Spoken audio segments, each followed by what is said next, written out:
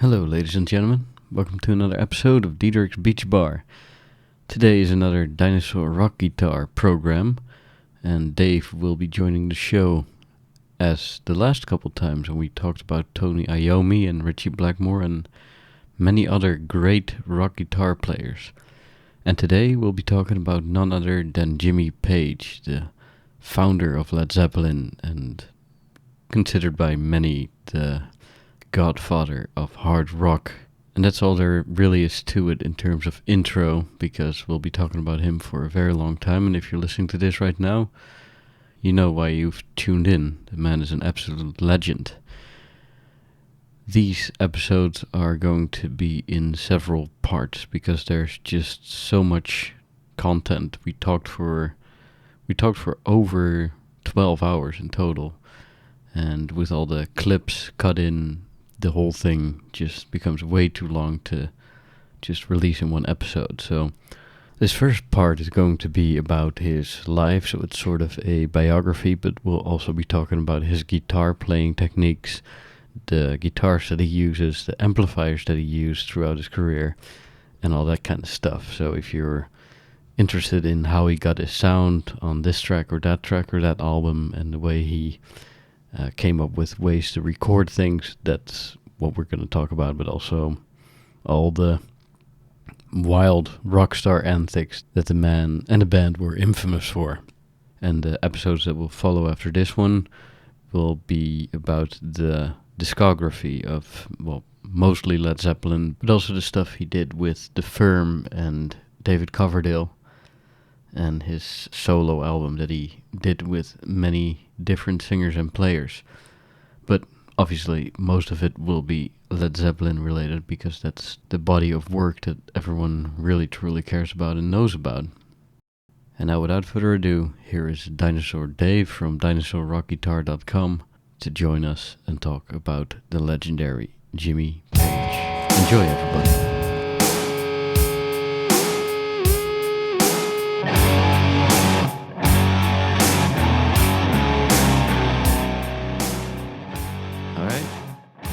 Well, today we are back with Dave from Dinosaur Rock Guitar, and we are talking about Jimmy Page today, just like we did about Tony Iommi, and before that Ritchie Blackmore, and before that 2 times a little general chat about the big rock stars. But Jimmy Page is going to be the topic of today's show, which is quite a big person to cover, and I'm thrilled that we're doing this because I'm a huge fan of the man's music, and so are you, Dave, and you know a lot about it, and I've learned quite a bit about it too, about him and his music quite a bit in the last couple months, because I've been listening to the music a lot and reading Biography and watching interviews on the internet, and of course listening to Zeppelin's music over the years. But today we're going to do a deep dive into Jimmy Page's career. Yeah. And this is the big one. I mean, this is in many ways, the guy who is the largest in stature of these players in some ways. And I want to come out before we actually dive into the discussion and say, for those people who may not have seen our past podcasts where I have mentioned this on occasion before, but if you don't know me and you haven't heard any of that before, I want to, full disclosure that Jimmy Page has probably been my biggest musical influence, if I had to pick just one, over my career as a musician. And he's been influential to me as a guitarist and as a songwriter and also as a producer. And when I think about the things that I want to achieve as a musician, Jimmy Page is the first name that comes to mind for me, because he was a guy who had artistic vision. He was able to write great songs and play them very well on guitar, and he recorded them and he produced them himself, and he retained total creative control over every aspect of that artistic side of his output. And he does to this day. He still does to this day. And for me, that is sort of the template of what I choose to do as a musician, is to, I want to be able to have, a vision for what I want to do.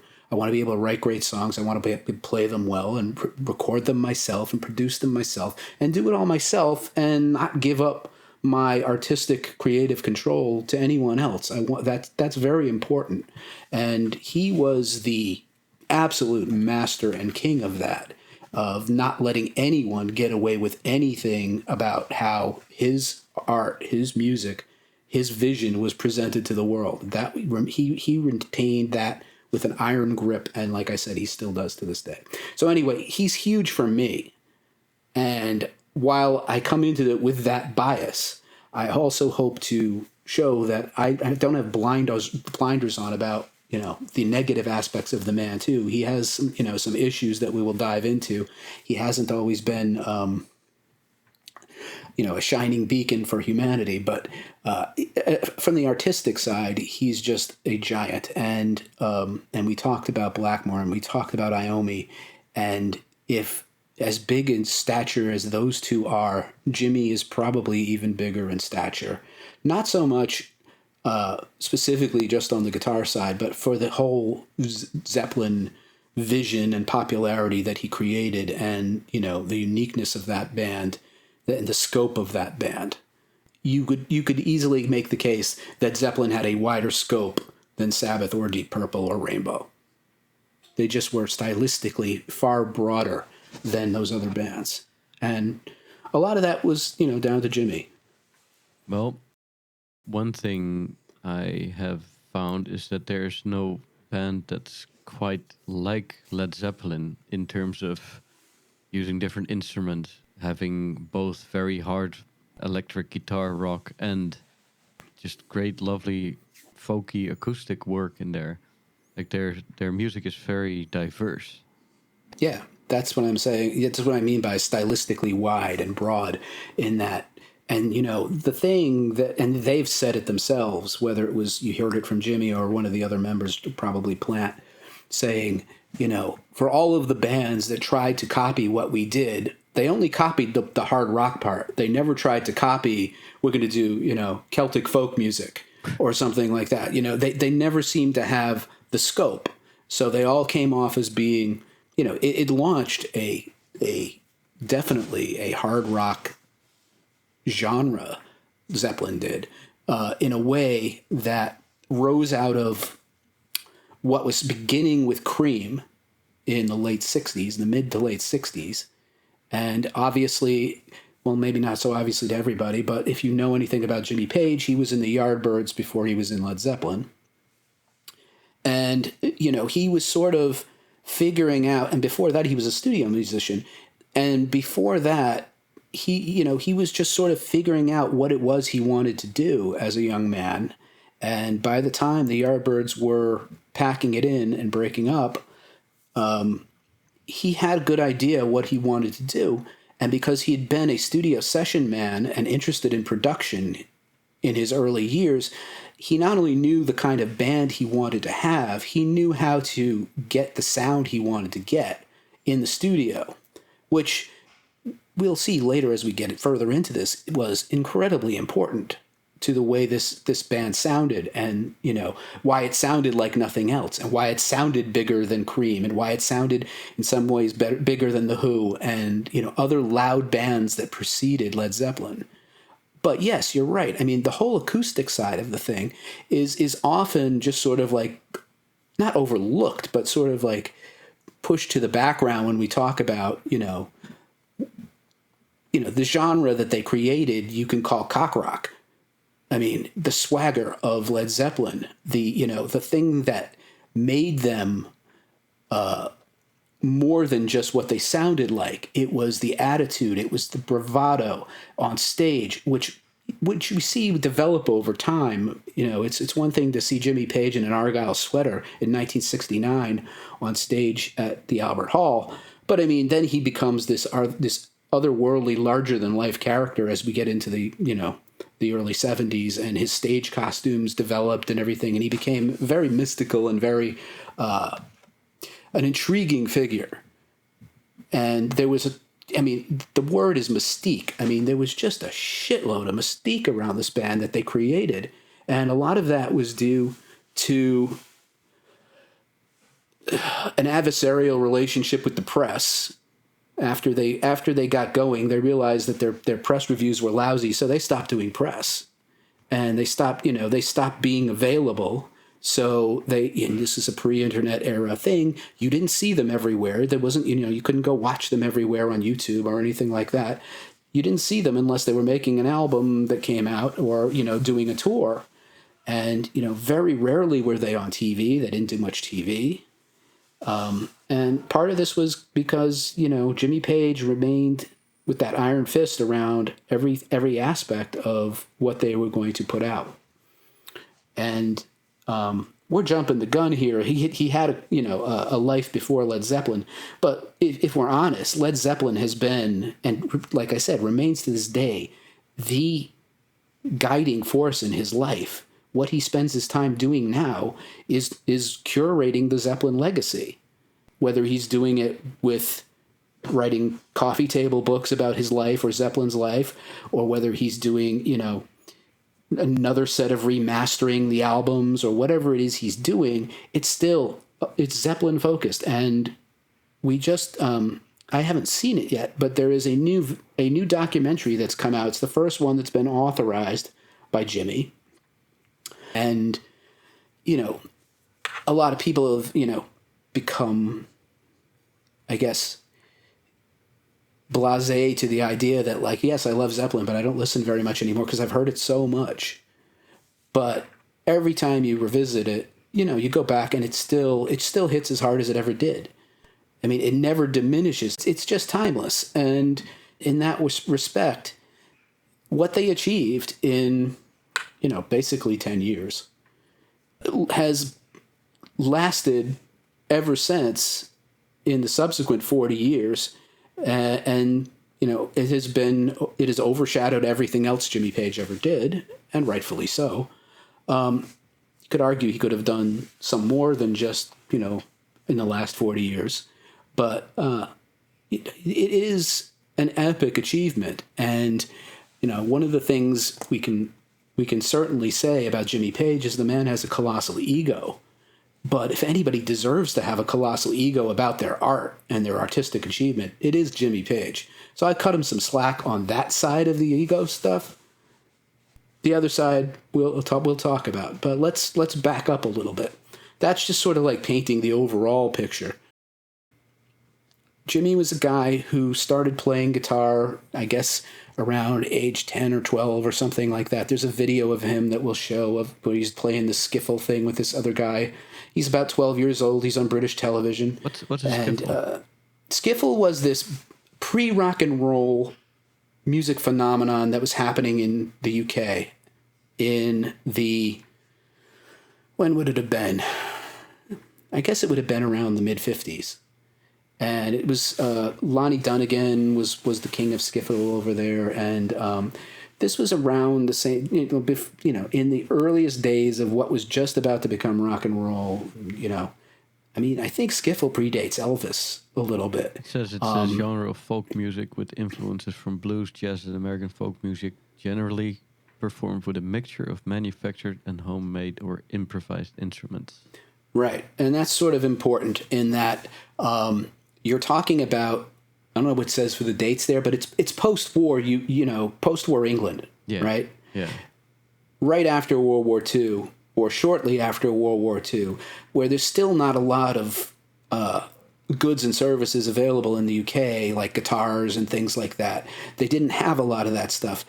So what, some guys would, might have a guitar, usually an acoustic, they called it a Spanish guitar, a steel string, flat top, acoustic guitar, and somebody would take a tea chest, which, you'd get a box of tea or something like that. It'd be this big box of tea, and they'd make a broomstick bass. Basically, they'd stick a broomstick into this big empty box of tea and stick a string on it, and somebody would go blum, blum, blum, blum, blum, blum, plug one string, usually.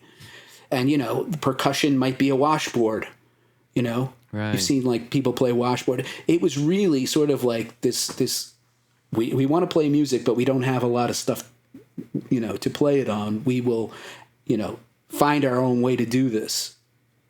and no electric guitars at that moment in time, really, in England. Not widespread anyway. And, this is like, there was still rationing in those days. Yeah, it was rough times food back rationing. then, Yeah, right. And a lot of those guys, the guys who became, the big rock stars like the Stones and Zeppelin and all of these people said basically when they heard Elvis Presley, the world went from black and white to color for them.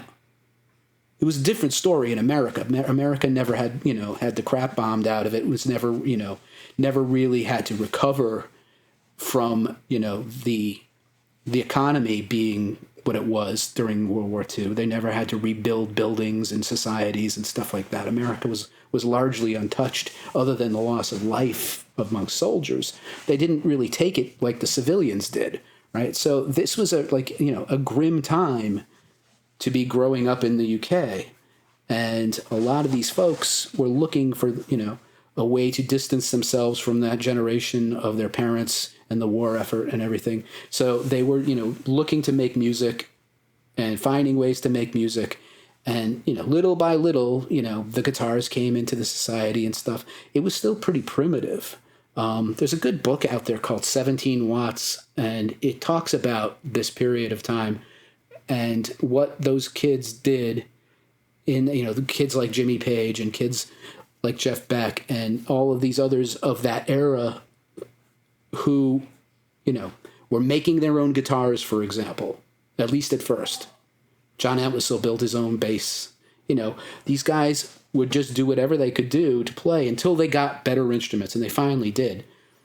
And one of the things Jimmy Page talks about, and I think we have a clip of this, is, he was one of, I don't think he invented this idea, but it became sort of like, sort of a well-known thing that guitar strings in those days were really thick and really stiff, and the G string was a wound string, not a bare string like it is now. Okay. And you couldn't really bend the way you can bend now. Guitars are comparatively easy to play now. Oh, wow. So there's been an evolution in guitar strings through the years, too. Well, yeah. I mean, part of that was Jimmy said what he would do was he would take a normal set of guitar strings, throw off the thickest string, throw it away, get a banjo string, and use that for his high E, and move everything down one string. So then he had a string that was on the G string that he could bend. Oh, wow. And this was like the beginning of light strings that people started going, how are you doing that? And they would pass this knowledge around from player to player. And they'd go, ooh, that's a good idea. And everybody started doing this kind of thing. And then eventually the string manufacturers caught up and said, oh, people want lighter strings. Let's make some lighter strings. And that did eventually happen. But, I mean, before that happened, people were just, finding their way, finding out how to do what they needed to do, finding how to amplify their guitars, how to put a pickup on an acoustic guitar, and then play it through your mom's stereo or something like that, or their hi-fi. They were all just trying to find their way. Jeff Beck talks about making his own amp the first time he made an amp. And, they'd buy a kit or something like that, or they'd take apart a radio and they'd put it back together so that, it would play out through the speaker. And they said, it sounded terrible, but to us at that time, it was wonderful. So there was, that was going on. That was Jimmy Page's early environment. And he started playing the skiffle music, which was popular in that day because it had more rhythm and it had more blues. It had more, yes, folky too, but it just had more groove to it than a lot of things that were on the radio at the time. And most people over there who were there at that time said the stuff that was on the radio in England at that time was terrible. And it was, not for them. It was for their parents and all of that. So when they heard this other music, they started going in that direction. And then you get, rock and roll hits. And then everybody goes, oh, this is the way. We're going to go this way. So he does the skiffle thing. And there's this clip of him on the TV. And the guy asks him, and you'll see this, what do you want to do when you grow up? He's 12 years old, Jimmy Page, being interviewed on TV. And he says, I want to do biological research. And boy, did he do a lot of biological research when he got to Led Zeppelin. Well, Mama don't allow no skiffle down here. Oh, no, she don't. Mama don't allow no skiffle down in here. Well, we don't care what Mama don't allow. Gotta play that skiffle any old how. Mama don't allow no skiffle down in here.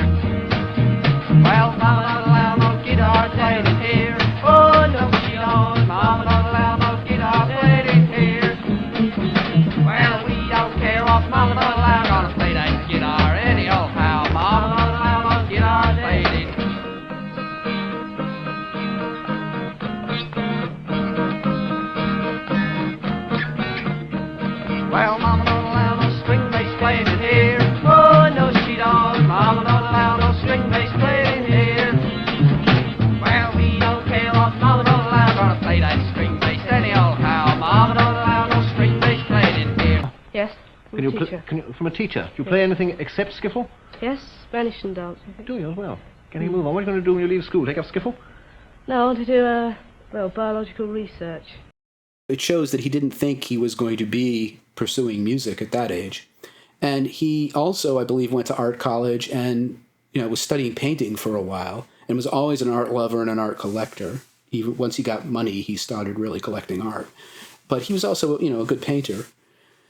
And what he found was that by the time he was 16 or 17 years old, he was a good enough guitar player to start getting in and doing sessions. And he broke into that by being able to play some rock and roll licks. And at a time where there were not a lot of players who could play, rock and roll licks. There was this guy in that London scene called Big Jim Sullivan, and he was sort of like a mentor to those guys. He was older, and he was a real good player. I want to go back a little bit. Like, why was he on TV when he was 12? I don't know. He got lucky. He was in this little skiffle act with this other guy, and I can't remember whether they said he won a contest to be on the BBC or something like that. And I think it's in that book we talked about. The book that both of us read recently is called The Definitive Biography. Yeah, Jimmy Page, The Definitive Biography. It's probably the best one I've read that's, pulls the least punches. Yeah. But I think this was a story like he may have won a contest to be on TV or something like that. I can't remember why. But the point is this footage is still out there. And you see him, he's this little kid with this big guitar on him. It's, the guitar is almost bigger than he is. But he's playing it, and he's playing it well, and he's, doing this thing. And so by the time he was, I think, 16, 17, he was able to he was good enough that he was able to break into the session scene. And like I said, they had Big Jim Sullivan and Jimmy Page at that time when they were both doing sessions. They called him Little Jim because he wasn't Big Jim Sullivan. And also, by the way, another guy who was in that scene doing sessions was Blackmore. And Ritchie Blackmore was a session guy too at that time, long before either of them had made any name for themselves. They were both doing sessions for guys like Joe Meek. And you can Google Jimmy Page's sessions prior to his being in Zeppelin and see all the things he played on. But I mean, he played on so many singles and so many things that you might be familiar with. He was brought in to play some guitars in some sessions for The Who and some sessions for the Kinks, which didn't particularly go over well with either of those bands because they thought they should be able to play their own stuff. But in those days, the producers would bring in people that they knew would deliver the goods, and they didn't think much of the young rock musicians who were 19, 20 years old as players. Most of them were not as good as guys like Jimmy Page at that time. So they would bring them in and have them play on sessions. And he played, I think, on things like the Goldfinger main song for the Bond movie with Shirley Bassey. And he played on lots of different kinds of sessions and made a lot of money comparatively at a very young age. For the time, he was making a lot more money than like people his parents' age doing sessions. And he still has all of his studio logbooks and notebooks from that time. So he can, if you ever go on like his Facebook page, most of what he posts is like, on this day in November of 1963, I was playing this session with this band or these people or something like that. And he can point to where he was because he still has, the man kept everything. The man has kept, and we'll talk about that too, but the man kept everything that he ever did, ever played on, ever wore, all his gear. I mean, he has got a museum's worth of stuff in his possession. His recent book, the Jimmy Page Anthology, goes through a lot of that content of, where he was, what he was doing through all of those years and stuff. So he was able to, for example, he bought a houseboat called Pangbourne as a very young man. I think, he may have been 20 or something like that when he bought. I mean, think about that, buying a house in that era, right? And not a lot of guys who were playing music had that kind of financial wherewithal to do that. So he was making good money at that time, and that became very an important thing later when Zeppelin started to get going. But it was really about doing those sessions at that time. And then he started getting tired of doing the sessions. He said he was doing a lot of Muzak and a lot of things that were not particularly interesting to play on. And that's when he fell sort of backwards into getting into the Yardbirds. He and Jeff Beck had been friends since the time they were like 12 years old. And they used to sit together and play guitars. And yeah, but by the way, Muzak is like background music that you hear in stores and stuff, right? Yeah, really, really boring stuff. And while it paid well, he was getting antsy about doing that, and he was watching what was going on with his peers, basically, with Clapton, with Beck, and seeing what was happening in the mid-'60s, where this guitar boom was starting to happen, and he kind of wasn't a part of it at first because he was off doing sessions. He was the initial person that the Yardbirds asked to replace Clapton when Clapton left, and he was too busy doing sessions at the time that were paying really well. And he said, I can't do it right now, but my friend Jeff Beck would be perfect for you guys. So the Yardbirds went down and saw Jeff Beck playing with his band at the time, the Tridents, and they hired Jeff Beck. And the Jeff Beck period is I think, in everybody's mind, except perhaps Jimmy Page's, the strongest period of the Yardbirds. I mean, it really was where they had the bulk of their hits. They had their hit For Your Love with Eric Clapton, and he was barely playing on it. But all of the, classic Yardbirds songs are really the Jeff Beck era. So, whether it's Shapes or Things or Heart Full of Soul or Evil Hearted You, all of this stuff, Over, Under, Sideways, Down, all of this is Jeff Beck era Yardbirds. And Jeff held that gig for a couple of years, and Jimmy Page went to see them one night, on a night where the singer got drunk and the bass player quit. And it was all happening on stage, like this big epic train wreck on stage with the band imploding on stage. And Jimmy thought it was hilarious and funny. But by the end of the night, he had agreed to fill in on bass with the Yardbirds while Jeff Beck was still in the band. And they still had another rhythm guitar player named Chris Drea. And so now the Yardbirds became Jeff Beck on lead guitar, Chris Drea on rhythm guitar, Jimmy Page on bass, Jim McCarty on drums, and Keith Relf on lead vocals. And it became very clear very quickly that Jimmy should switch to second guitar and Chris Drea should get on the bass, and they should swap and let Jeff and Jimmy trade licks, basically. It was really something to see them push each other in that, because they were always, as close as they've been, they were always very competitive with each other as well. But the people who saw that incarnation of the Yardbirds live said it was pretty impressive to watch the two of them go back and forth and stuff when it was working well anyway. And under that sort of guise of that lineup, they released, I think, 2 tracks, one called Psycho Daisies and one called Happenings 10 Years Times Ago. And that's a really fun track. And it's the two of them having what the Yardbirds used to call a rave up. It's chaos. It's just really raucous and really, for its time, pretty heavy. And as Jimmy Page became more and more a lead guitarist in the Yardbirds, I think it unnerved Jeff Beck and got on his nerves and stressed him out. And he was always a volatile character anyway, and I think he wanted the space to be the guy.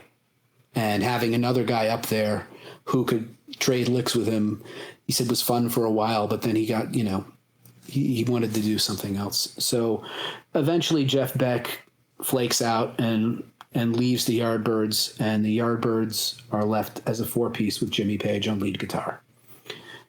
And they do an album called Little Games, which is it's a sort of flawed album because they didn't have a lot of creative control at that time. The producer was suggesting tracks that they hated, that they didn't want to do, but they had to put them on the album. So Jimmy basically said, this album has a few good tracks that, I really like, and then a lot of this stuff was just garbage they made us do. And they went on as a 4-piece for a little while, and eventually their popularity seemed to wane, and they had the name, but they weren't making forward progress anymore in a way. They weren't making that money anymore in a way, so that the rest of the members of the band wanted to split the band up, or they just didn't want to do it anymore, really. So the band folded, leaving Jimmy Page in possession of the Yardbirds name and the Yardbirds catalog, really, at least the part of it that he was associated with. How old was he at that time? He had to be about 24 or something like that, because I think he's about 25 when he starts Zeppelin. And at the time, the Yardbirds were managed by a man named Peter Grant, who would later on go to manage Led Zeppelin, infamously.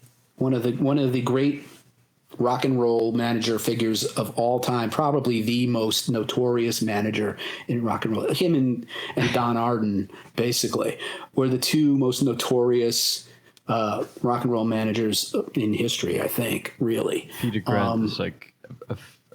I learned quite a bit about him from that biography, and he... Yeah, quite a character. Yeah, I wouldn't want him against me. Yeah, it's funny. In recent years, Peter Grant died, I think, in...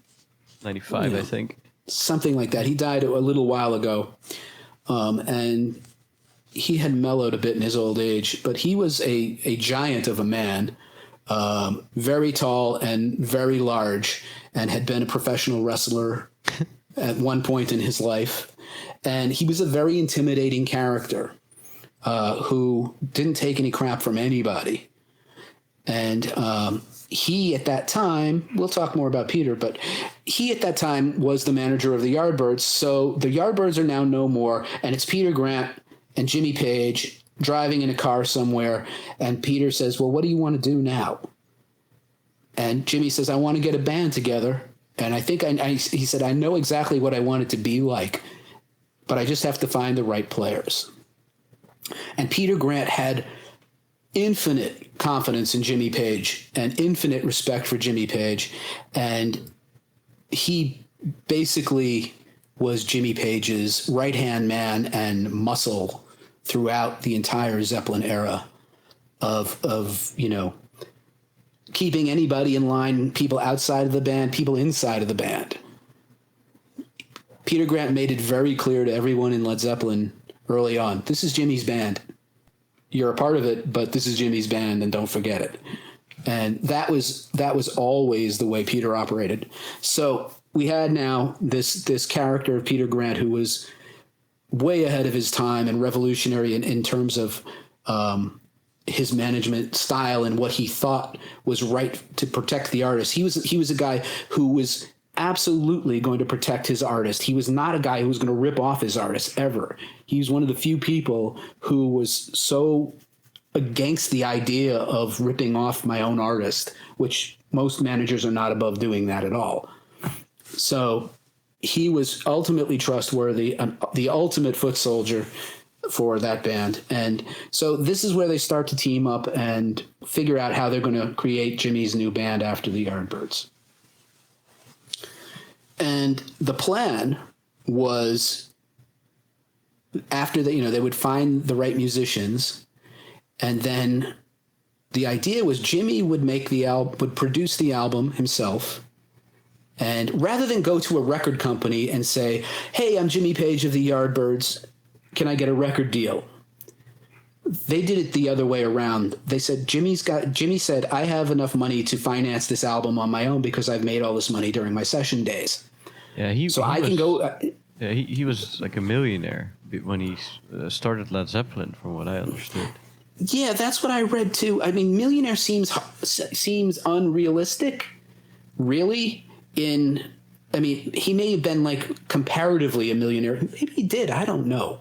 But he had enough money to go into a studio and spend, something like £2,000, which was a lot of money in 1968. Yeah. If you looked at that in today's dollars, it would be a lot of money. But to produce an album on his own dime. So he went in we're jumping ahead again, but the idea was to make the album first and then shop it to the record companies and get the best deal they could get, which was sort of, revolutionary. Again, this wasn't the way it was done. The way it was done was you had a band and somebody signed you to a label and then you made your album. Jimmy wanted to do it the way that he could control everything. £2,000 back then would be like 50,000 today. Yeah, so you think about that. And think about, he may have not had £1 million in the bank, 1 million or something like that, but he had enough that he was certainly well off and could do that out of his own pocket and gamble on his own creativity and his own vision.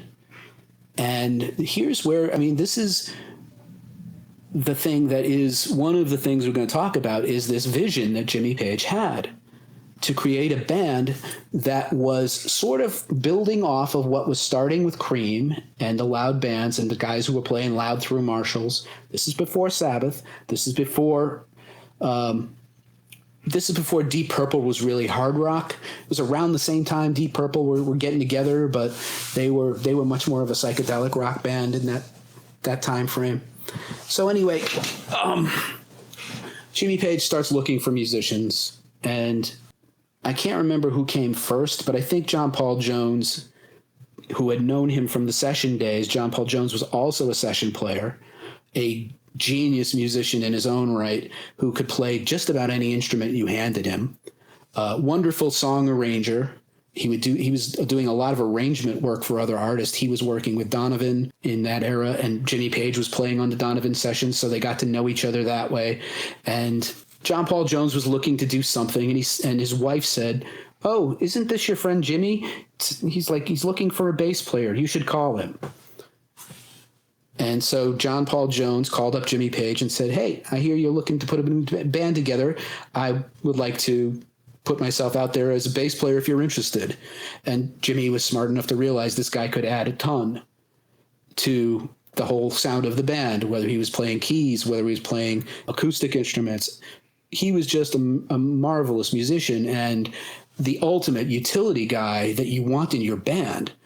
And so I think he came first. And then the idea was he wanted Steve Marriott as the singer at one point. Steve Marriott had been in The Small Faces, and then he was in Humble Pie, and he had this bluesy whiskey voice kind of thing. And Steve Marriott was under Don Arden's, you come back to this, Don Arden's management, I think, at that time. And when Jimmy Page and Peter Grant came sniffing around to see if he was available, Don Arden said something to the effect, "You're going to have a hard time playing guitar with broken hands." Yeah. Yeah. This is Sharon Osbourne's father, by the way. Oh, really? The apple doesn't fall far from the tree. Yeah, he was a gangster. He was a total gangster. He would hang people out windows and stuff and threaten them. And so basically they were told in no uncertain terms, "Stop sniffing around Steve Marriott. You can't have him. And if you try to get him, bad things are going to happen to you." And Peter Grant was not yet at his level of stature he had been working for Don. And Don taught him a lot about the business. So he was not going to go up against Don Arden and pirate one of his artists, right? So that didn't happen. And then they talked to this guy named Terry Reid, who's another really good singer on the scene at that time. And Terry Reid, at that moment in time, gets asked to join Jimmy Page's band. And he knew Jimmy from the Yardbirds, and he turned down the gig. He had his own solo career going, and he didn't, this is the guy who turned down being the singer in Led Zeppelin. So imagine, if he hadn't turned it down, how different history would have been. This is one of those moments where we talk about what would have been if Tony Iommi had stayed in Jethro Tull, right? Well, what would have been a good example of his singing? So we can maybe imagine him on Black Dog or something. Yeah, I think, well, you can't imagine him on any track specifically, but I mean, you could look up. I mean, you can find Terry Reid in YouTube and see what he sounds like and stuff. I think he had a bluesy voice, a strong voice, a good voice. He didn't have Robert Plant's voice, but what he did say to Jimmy Page was, "I can't do this, but there's a guy up north named Robert Plant. You should check him out. So word of mouth, right? Robert Plant had been signed to CBS Records, and he had done like 2 singles, pop singles that had done absolutely nothing. And he was just up there playing in a local band with a drummer named John Bonham, on and off. That those two had known each other for years, and they'd been in and out of the different bands together. And the thing with Bonham was every time there was a better gig, Bonham would leave whatever band he was in and go for the better gig. So at one time he'd be in the band and one time he wouldn't be in the band. But they knew each other very well. They were friends from the time they were. I mean, this is now Jimmy's 25, Robert Plant's maybe 19 or 20, and Bonham is also 19 or 20. And so Peter Grant and Jimmy Page, they get in a car and they go up to the Midlands. I think it was Birmingham. And they see Robert Plant in this band. And Jimmy's like, yeah, this is the guy. Let me see if we can, if we vibe with him or anything like that. They basically went back down to London and they contacted Robert Plant, and they had a hard time reaching him for a while because for whatever reason, but they finally sent him a telegram or something, are you interested in being in Jimmy Page's, trying out for this band or whatever it was. Jimmy Page invites Robert Plant down to Pangbourne, his houseboat, and they spend like a week together just vibing off of each other, getting to know each other, playing things that excite them, talking about what the music could be like and everything, and seeing how they connected on a personal level and a musical level. And they start doing a little bit of, Jimmy Page is like, I have this idea to do this Joan Baez cover called Babe, I'm Going to Leave You, but we're going to do it like this and do it explosive and percussive on an acoustic and everything. And they were starting to formulate their relationship. And there was a time Jimmy Page was hoping he might get Keith Moon out of The Who to be on drums. And that came out of that session, the Beck's Bolero session, where it was Jeff Beck, Jimmy Page, Keith Moon, and I believe it was Nicky Hopkins on piano. And that was sort of like a superstar session. It was a Jeff Beck track, and Jimmy produced it. Yeah, that's an interesting one to listen to. It's a great track. There's just so much going on there. The people in that room, to get that crew together in one room to play a song, that's really something. Right. And the story goes, that scream before the thing kicks into a different tempo, it goes through the bolero progression, which is the Ravel bolero progression, kind of. It certainly nods to that. And then it becomes this rock jam. There's a scream that happens right before they go into the rock jam, and that's Keith Moon screaming, and I think he hit a $10,000 mic with a drumstick and broke it. They tore into this track, and then I guess at the end they all went out to the pub and had a few drinks, and they talked about the possibility of putting this band together with that kind of lineup. And I believe it was John Entwistle who said it would go over like a lead balloon. And then someone said like a Led Zeppelin. And Jimmy liked that. Jimmy liked that name. And one of the things that was part of Jimmy's vision, and we've talked about this a little already, is that he wanted to have the heaviness, the amped up bluesy sound of Cream, but he also wanted to have the lightness, the acoustic stuff, and he wanted to indulge in his love of folk music and Celtic music and I guess you would call it Middle Eastern music as well, and explore more than just electric blues, right? Because electric blues was the thing of that day, of that time. Most people were doing that kind of rock. If they were doing heavy rock, it was blues-based.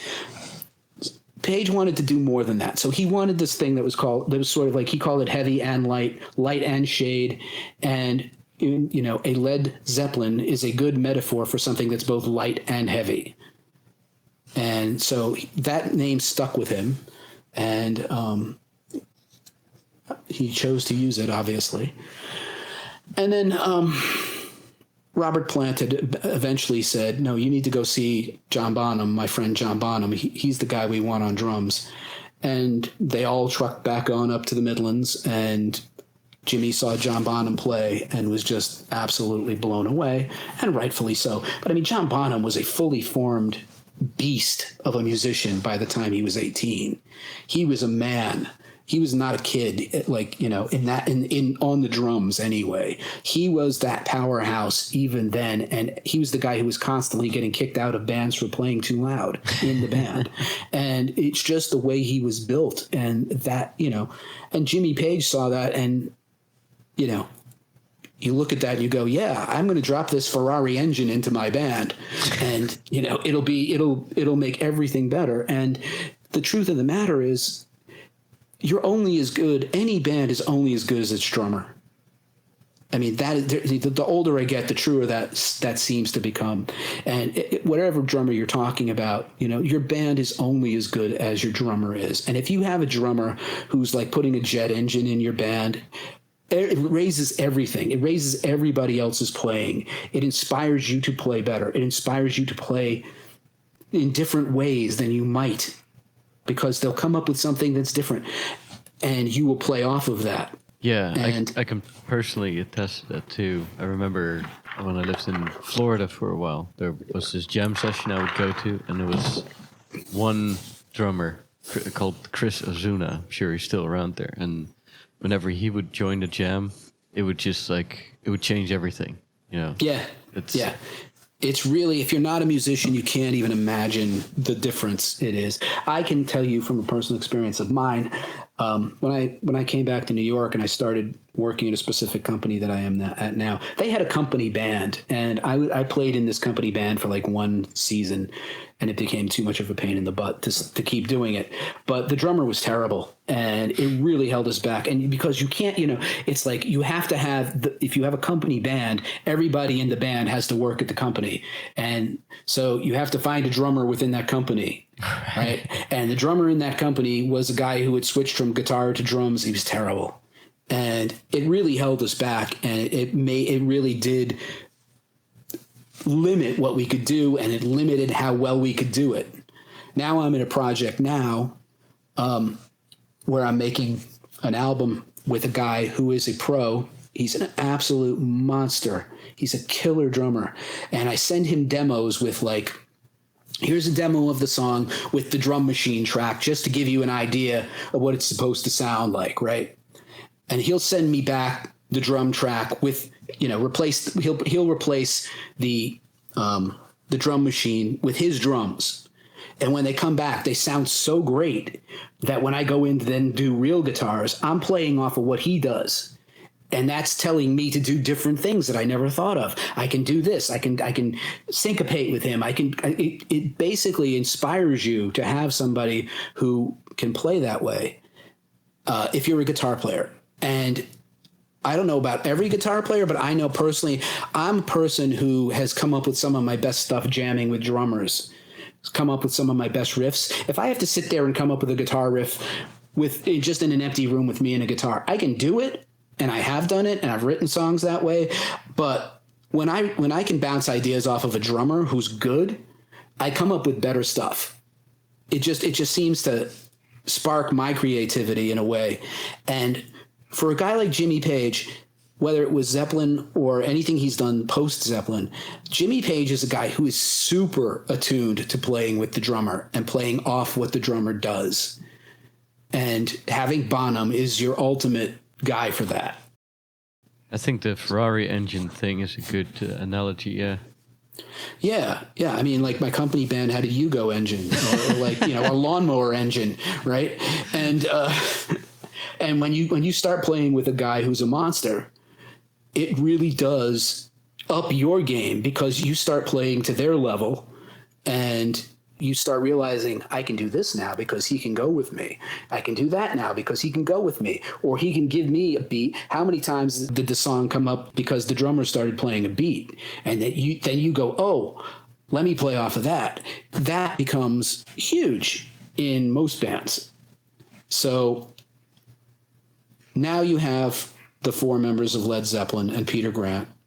They coalesce.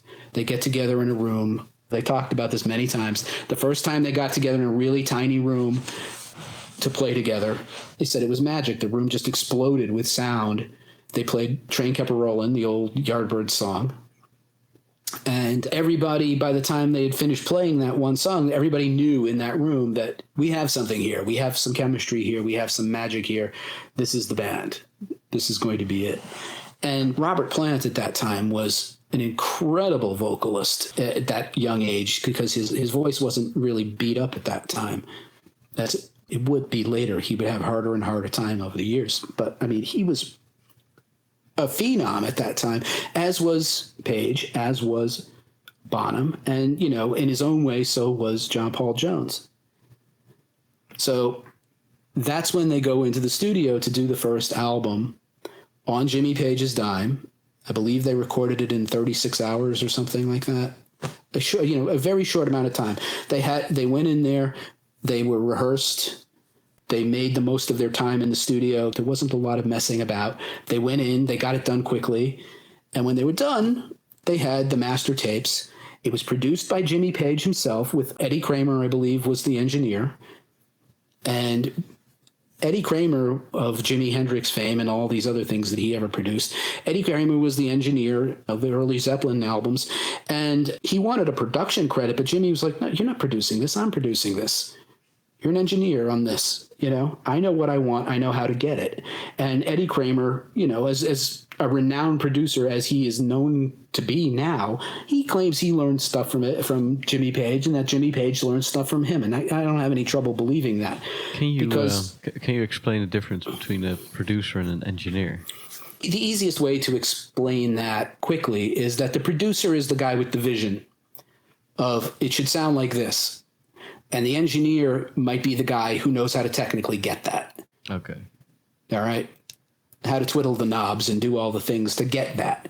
Jimmy would say, I want to put the microphones here. I want to get this sound. I want to do this. And one guy's the brain, the other guy's the hands. Think of it that way. Right. All right. Yeah. Now, that's an overly simplistic view. All right. There's a lot of, if you talk about, for example, how much of Van Halen's sound was Don Landy, the engineer, rather than Ted Templeman, the producer. Ted Templeman produced pretty much all of the Roth era Van Halen albums, and Don Landy was the engineer. And Ted Templeman gives most of the credit to the Van Halen sound to Don. And, Don Landy still worked with Eddie after Ted Templeman was not. So, I mean, there is, this is a very loose generalization, but think of the producer as the guy with the vision in his brain and the engineer is the guy who helps him get it. Okay. So Eddie Kramer was the engineer on those sessions, and we'll listen to some of those tracks and we'll talk about some of what's noteworthy with some of those tracks. But the point of the matter was, again, now they've cut this album on Jimmy's dime. Jimmy owns the master tapes. The record company doesn't own them. No record company owns them.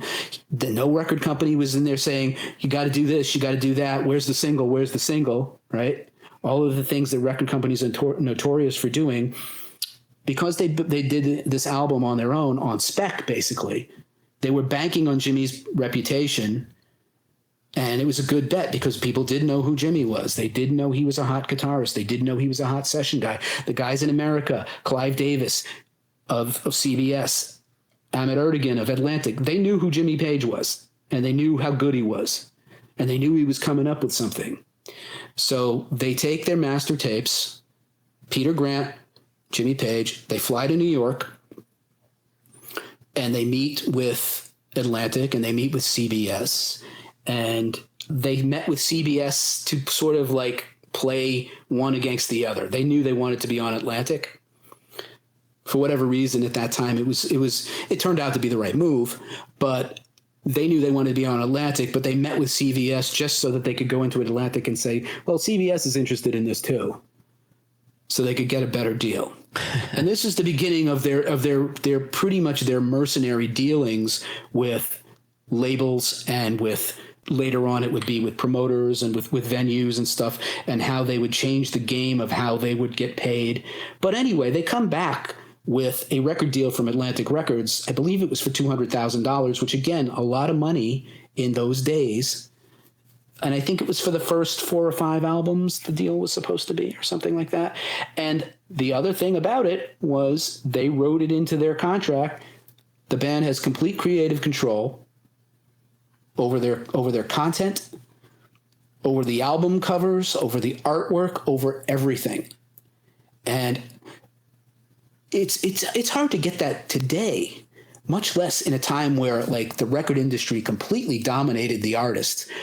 Somehow they were able to walk into Atlantic Records and come out with like the freaking brass ring. They got it all. Yeah. They got the money, they got the record deal, but they got the ability to tell the record company to go fuck themselves when they didn't like what the record company wanted them to do. And is that all thanks to Jimmy's astuteness, or?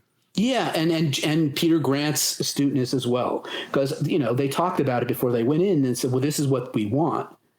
And if we don't get it, we'll get it from CBS or we'll get it from somebody else. If you want to be part of this thing. And Ahmet Ertegun, who was, the genius of Atlantic Records, he knew what he was going to get from Jimmy Page. He knew he was going to get quality from Jimmy Page. So he was not, I think in retrospect, he would have liked to have retained more control than he did, but he was willing to bet on Jimmy Page's genius. Yeah. And, it was a really good bet. And despite the fact that he gave them the creative control, they made zillions of dollars for Atlantic Record, obviously. And so they come back and they have the record deal, and they start having to they actually had to go out and start playing a few contractually obligated dates that the Yardbirds still had. They had made dates and had to cancel. So there was a handful of dates that Zeppelin went out and played as the new Yardbirds. And it was in Scandinavia. Yeah, it was in Scandinavia. I think their very first show was in Sweden or Norway, I think. Denmark, I think. Denmark. Pretty close. Right. And the story there was that the Countess von Zeppelin of Denmark heard the band's name and freaked out and said, you can't use my family name, blah, blah, blah, blah, blah. And they said, what are you talking about? We can do whatever we want. But this was sort of around the time they had stopped playing as the new Yardbirds. But by the time they're on that Danish TV show, which we have some clips from, they're already Led Zeppelin. And the Countess von Zeppelin had, like I said, she had sort of freaked out about this, and then they calmed her down. And then she saw the first album cover with the Hindenburg on it, and she flipped out all over again. And so, these are, some of the stories. But that's funny. they decided to put that first album out with this image of the Hindenburg going down in this bizarre photo filtered way. It's a very iconic cover. Pretty ballsy to do that. Just like 36 people died. It's a pretty big tragedy. Yeah, but it was a long time prior. So it's not like it was fresh in fresh wounds or anything. But regardless of whether you liked the cover or not, that album, when it was released, did very well immediately. Super iconic. Yeah, and some of the sonic hallmarks of that album are things that Jimmy Page is somewhat directly responsible for, like the sound of John Bonham's drum kit. Now, if you compare Led Zeppelin 1 to every other hard rock album that was coming out around that time, you will notice that the drums sound completely different on Zeppelin 1 than they do on any Who album or any Sabbath album or any Purple album or any other, Cream album or anything like that. All of a sudden, drums sound big. And that's Jimmy Page knowing how to get drum sounds in the studio. Plus, add in John Bonham, whose sound was already big. All right? But a lot of the times, if you listen to, Stones albums, Beatles albums, things that were, of the 60s, the drums didn't sound big in those days. They sounded kind of like cardboard boxes comparatively. Sounds all of a flat, sudden, Yeah, the first thing you get on Zeppelin 1 is Good Times, Bad Times, where John Bonham is giving a clinic on kick drum magic, where his foot is just doing these triplets and shit that is just insane. And you hear every thump, and it hits you with force coming through your speakers when you hear it. It's like you're actually seeing real drums as opposed to hearing some facsimile of drums recorded on an album. This is the first time drums sound big, really, on this album. And that's, again, that's due to Jimmy knowing how to get that sound and John Bonham already, getting a good sound out of his kit. And it holds up too. It does. And, a lot of that kind of thing has been sampled over the years by a lot of artists. John Bonham's drums have probably been sampled more than any other drummer's stuff has ever been sampled and used in all kinds of music, and I think rightfully so. And it's still, and they would get better with the subsequent. I think the Sonics would get better with the subsequent albums, but even that first album has this as a baseline of like a new benchmark of, this is sonically different sounding than any other album that was out at that time. And the guys like the guys from Cream were like super jealous, and they couldn't acknowledge that it was good and stuff like that. And guys like Ritchie Blackmore were paying attention and seeing what could be achieved if you went in a hard rock direction as opposed to a psychedelic rock direction. And what did he do specifically to make those drums sound so massive? So prior to that time, they would have the drums in the studios be like boothed off, like with baffles around them, so that like they could control the sound, and they would mic them up and everything. But what Jimmy did was he would get them in a big sounding room that had a nice ambience to it and a nice echo to it. And when you play drums in a room that sounds good, when you play any instrument in a room that sounds good acoustically, what happens is, you get this lovely reverberation, this ambience in the room. And what Jimmy did was he would distance mic the drums, so he would get the room sound in addition to the close mic sound of the drums. In those days, we're not talking about even 24 track yet. So a lot of the times you'd have like two overhead mics and maybe a mic on your kick and maybe a mic on your snare or something like that. And Jimmy's whole thing with miking technique, and he would do this with the guitars too, was in those days, you would get, his thing was find a good sounding room and then capture the sound of it. Like I said, you would capture the sound of having like a room mic that's just picking up the ambience in the room when the instrument's being played. And then you add that in on top of the sound of the close mics. You blend it in so that you get however much ambience or reverb, if you will, that you want on this drum kit.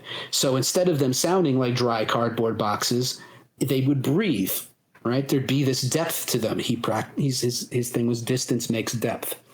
So we don't really record that way very much anymore. But I mean, when we talk about, the iconic drum sounds like When the Levee Breaks, which came later, right, on the fourth album. It is the probably quintessential drum track of all time for drum sound. And the way they got that, there's a whole video, by the way, of other drummers like Chad Smith and Roger Taylor, and I can't remember who else. They went back to Headley Grange where they recorded this, which was a manor in the English countryside. And it had this big open hallway when you walked in. It was 2 floors up. So you had this big open foyer, and they were going to the Zeppelin was set to record there, and someone came in and set up John Bonham's drums right in the foyer.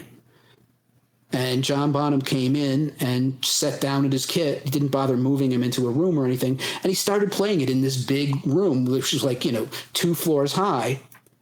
And the sound was just massive.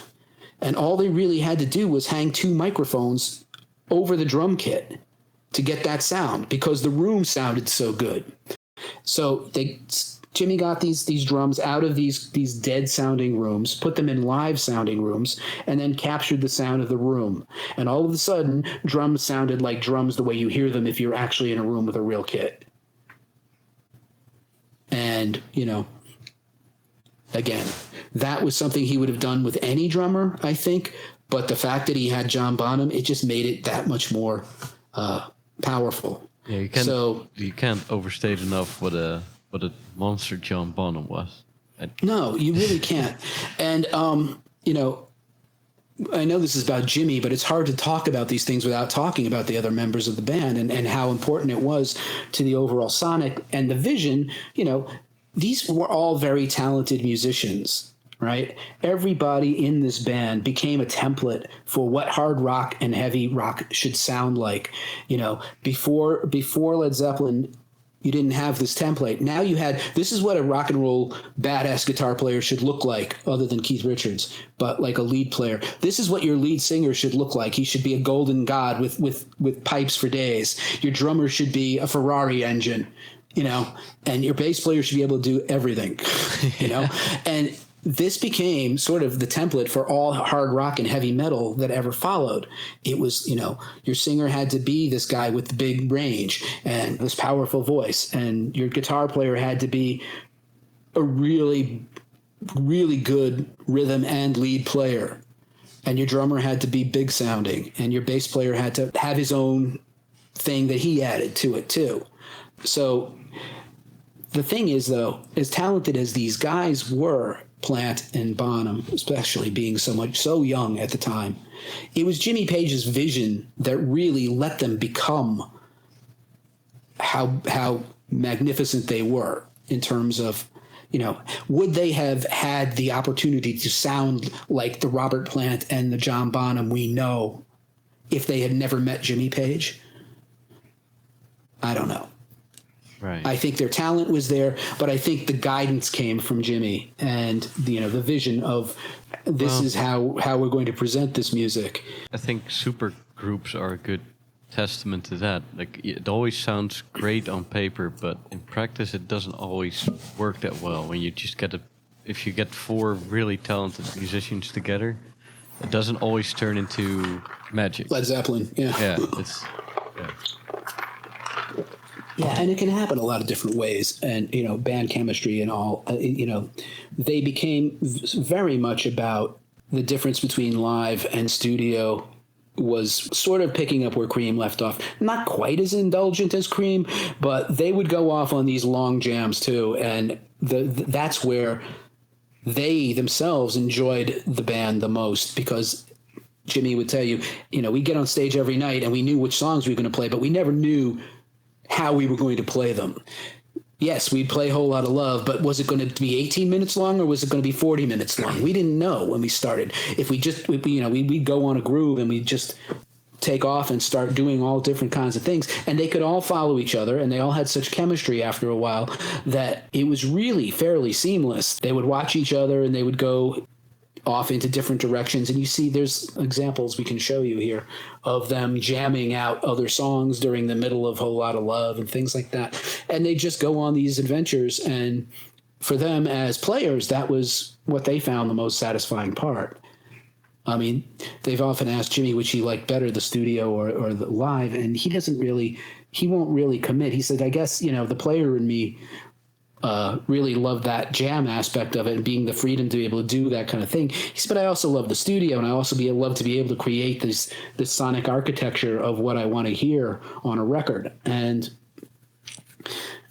that is really a rare kind of thing. And it was even rare then. I mean, but the further and further we get away from that kind of music, you don't see that kind of jamming a lot in most bands these days. So it became very self-indulgent in its time, and people kind of grew tired of it over the decades, and, you know, things tightened up and everything.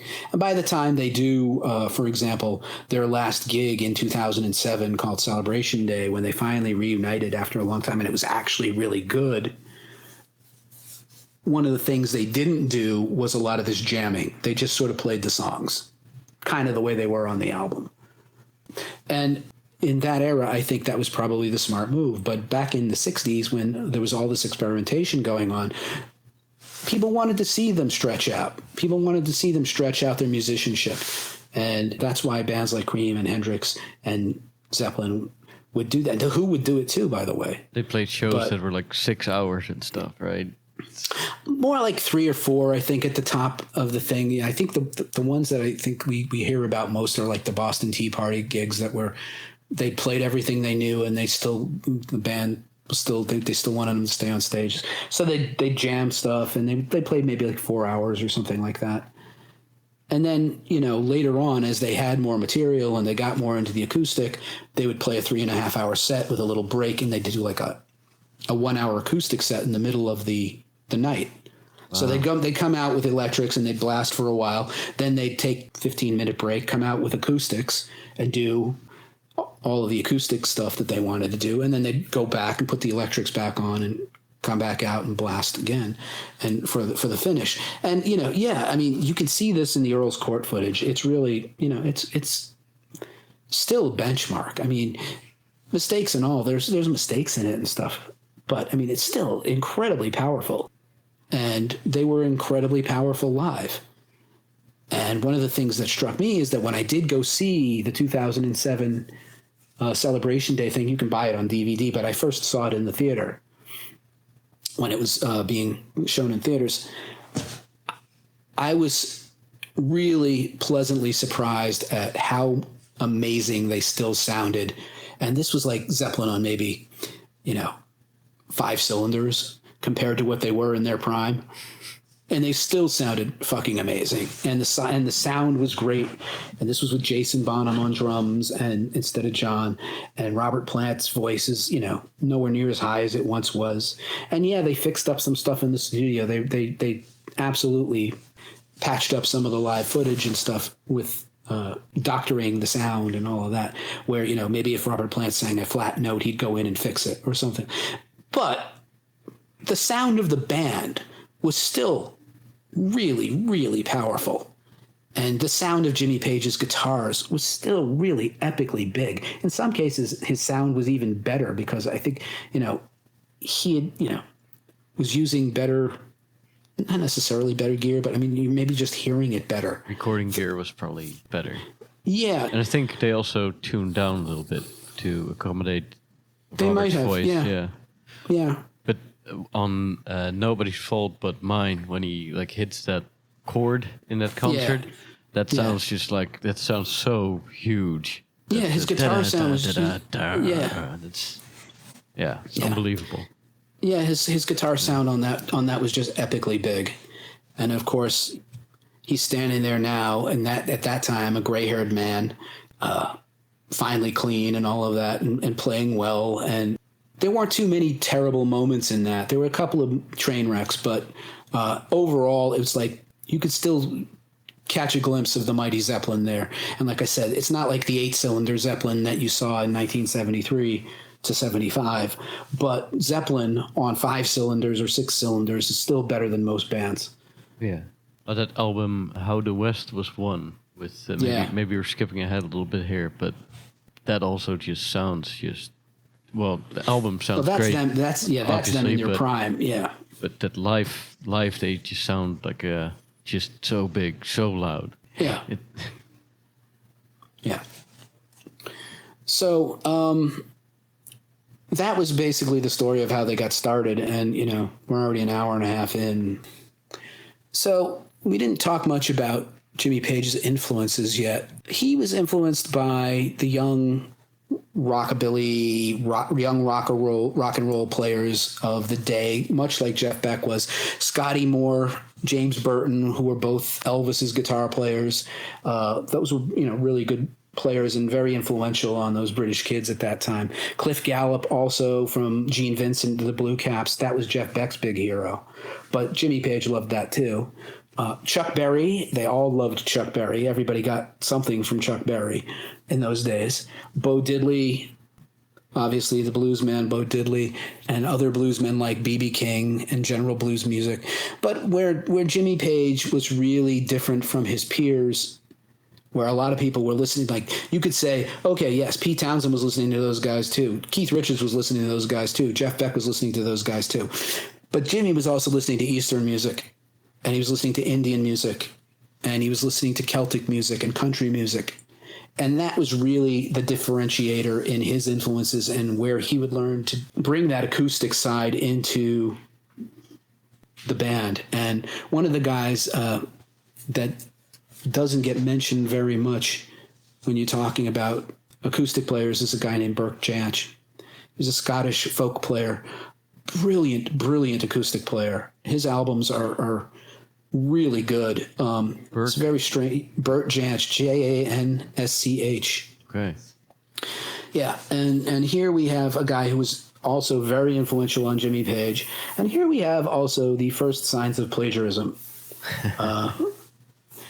The downside of Jimmy Page and Led Zeppelin, in some cases, is they were, unlike, for example, the Rolling Stones, where the Rolling Stones would be, happy to play someone's song, but they'd credit the blues man for it. If they're going to play the song, they're going to not claim they wrote it. Jimmy's idea was, let's claim we wrote it. Let's take, let them chase us for the money. And later on, people did chase them for the money, and they had to settle out of court and stuff like that. But, they say behind every great fortune is a crime. And that's a good saying. Yeah, but it's largely true. And a lot of the people who were like the early industrial pioneers, like your Carnegies and guys like that, and Vanderbilts, and all of these people who became the top 1% of 1% of their own time. There are, at the bottom of those fortunes, there's a crime usually. Somebody stole something from somebody. Yeah, there's also lots of stories around like the whole 90s computer era with Microsoft and Apple and Google and stuff. Oh, absolutely. Xerox had the first like point and click operating system, and I think it got stolen by either the Apple guys or the Windows guys. I can't remember which one, but they stole it, and they got there first after having stole it, and Xerox remained a copy machine. So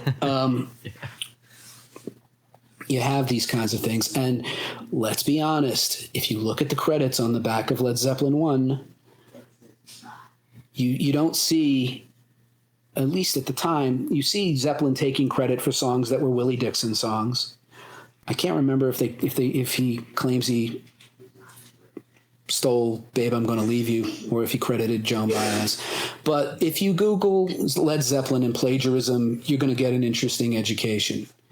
And one of the things that he stole was a song that he called Black Mountainside, I believe.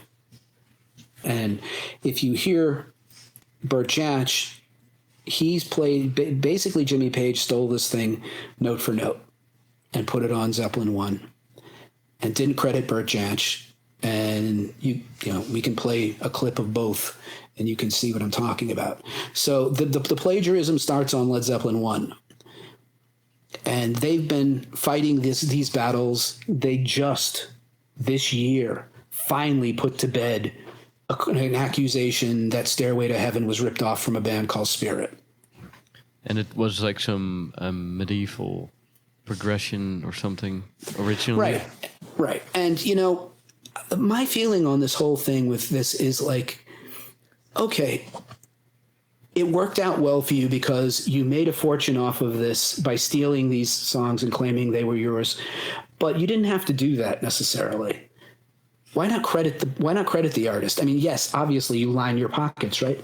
But like I said, the Stones don't do that. The Stones will always credit, and that's why the bluesmen who were still alive when the Stones were at their height, the guys like Muddy Waters and Howlin' Wolf and B.B. King, and all of these guys really respected the Rolling Stones because they did their music authentically and they credited them for it. So they would get their royalties, where Zeppelin plagiarized it and they avoided paying those guys their royalties. Is that mostly Jimmy Page's doing, or? Now, the interesting thing about it is Jimmy says this is all because Robert Plant would sing these vocals over top of what he came up with, right? He would use their lyrics. And the one thing you can copyright in music is the song progression and the lyrics, right? You can copyright the melody and you can copyright the lyrics. Everything else is sort of like fair game, right? So how many 3-chord songs are the same 3-chord song? But if the lyrics are different, sometimes you get away with that. Sometimes you don't. George Harrison got burned on that with My Sweet Lord. Remember? He was accused of plagiarizing She's So Fine. And he lost that. Courts decided he had lifted it. And, he owed them some money. But what happened with Zeppelin was they decided they were going to just do it and see what happened. And by the time anyone chased them for money, they'd deal with it then. So it took a long time for people like Willie Dixon to get their money back on those tracks. And I think in later years, as part of the lawsuit, they may have had to credit them on new versions of reissues of these albums. By the time they lost the lawsuit, they're still pressing copies of Zeppelin 1, right? To this day, they're still pressing copies of it, and it may be credited on there now. And Jimmy's argument was like, I played a song, I played this riff, it becomes a blues riff, and it doesn't sound anything really like the original. But then Robert Plant starts putting a vocal on it that's using the lyrics from some other song he's heard, and that gets them in trouble plagiarism-wise. I think that argument goes so far. I think Jimmy's as guilty as anybody. The Burt Jansch thing alone, that's an instrumental, okay? He just lifted that. That has nothing to do with Robert Plant. So Jimmy's never been one to really take any responsibility for his shit, and that's one of his weaknesses. We've talked something about his strengths already, but some of his weaknesses has to do with things like owning up to his own bullshit. And he's never been able to do that. He's an incredibly egomaniac character who has, he just never wants to be associated with anything that cast him in a bad light. And nobody does, but I mean, when you do things that cast you in a bad light, at a certain point, maybe 40 years later, own up to your shit. And, I don't know, he has nothing to lose at this point in terms of stature. If he had actually come out and said, yeah, I did this stuff, I'm not proud of it, I think that would be fine. I don't think it would destroy his reputation or anything, but I don't think his ego can handle it. And this is one of the things that I'm not, as much as I love Jimmy Page, I don't love this aspect of Jimmy Page at all. And my feeling is if you're going to use someone else's stuff, credit it. And don't rip off other musicians if you can help it. Not this way. I mean, we all borrow from other people, but if you're going to actually play something that was somebody else's composition and you then take credit for it, and then you make a fortune by taking credit for it, I understand why everybody wanted to sue them. Now, they got lucky in the Stairway to Heaven case because, in fact, that one didn't hold as much water. There is some similarity to the track that the guys in Spirit played in the intro and everything, but it's a common chord progression. And the Zeppelin lawyers were able to come in and say, look, this progression has been around for thousands of years. It's a common thing. You can't say, you wrote this. They came in and they showed examples that predated Spirit of this progression in music. So first they won it, and then Spirit appealed it. Then they won it again, and I think they went to another appeal. And on the third time, they finally conclusively won that they didn't rip off Stairway to Heaven. And I think in that case it's true. I don't think they did. But had Jimmy Page heard that track and maybe subconsciously had that thing stuck in his mind, or was it just something that he tripped over himself as a common progression that a musician might trip over? We'll never know, and he's never going to admit it either way. But some of the blues stuff and this Burt Jansch track and things like that, that's hard to get away from that it was plagiarism.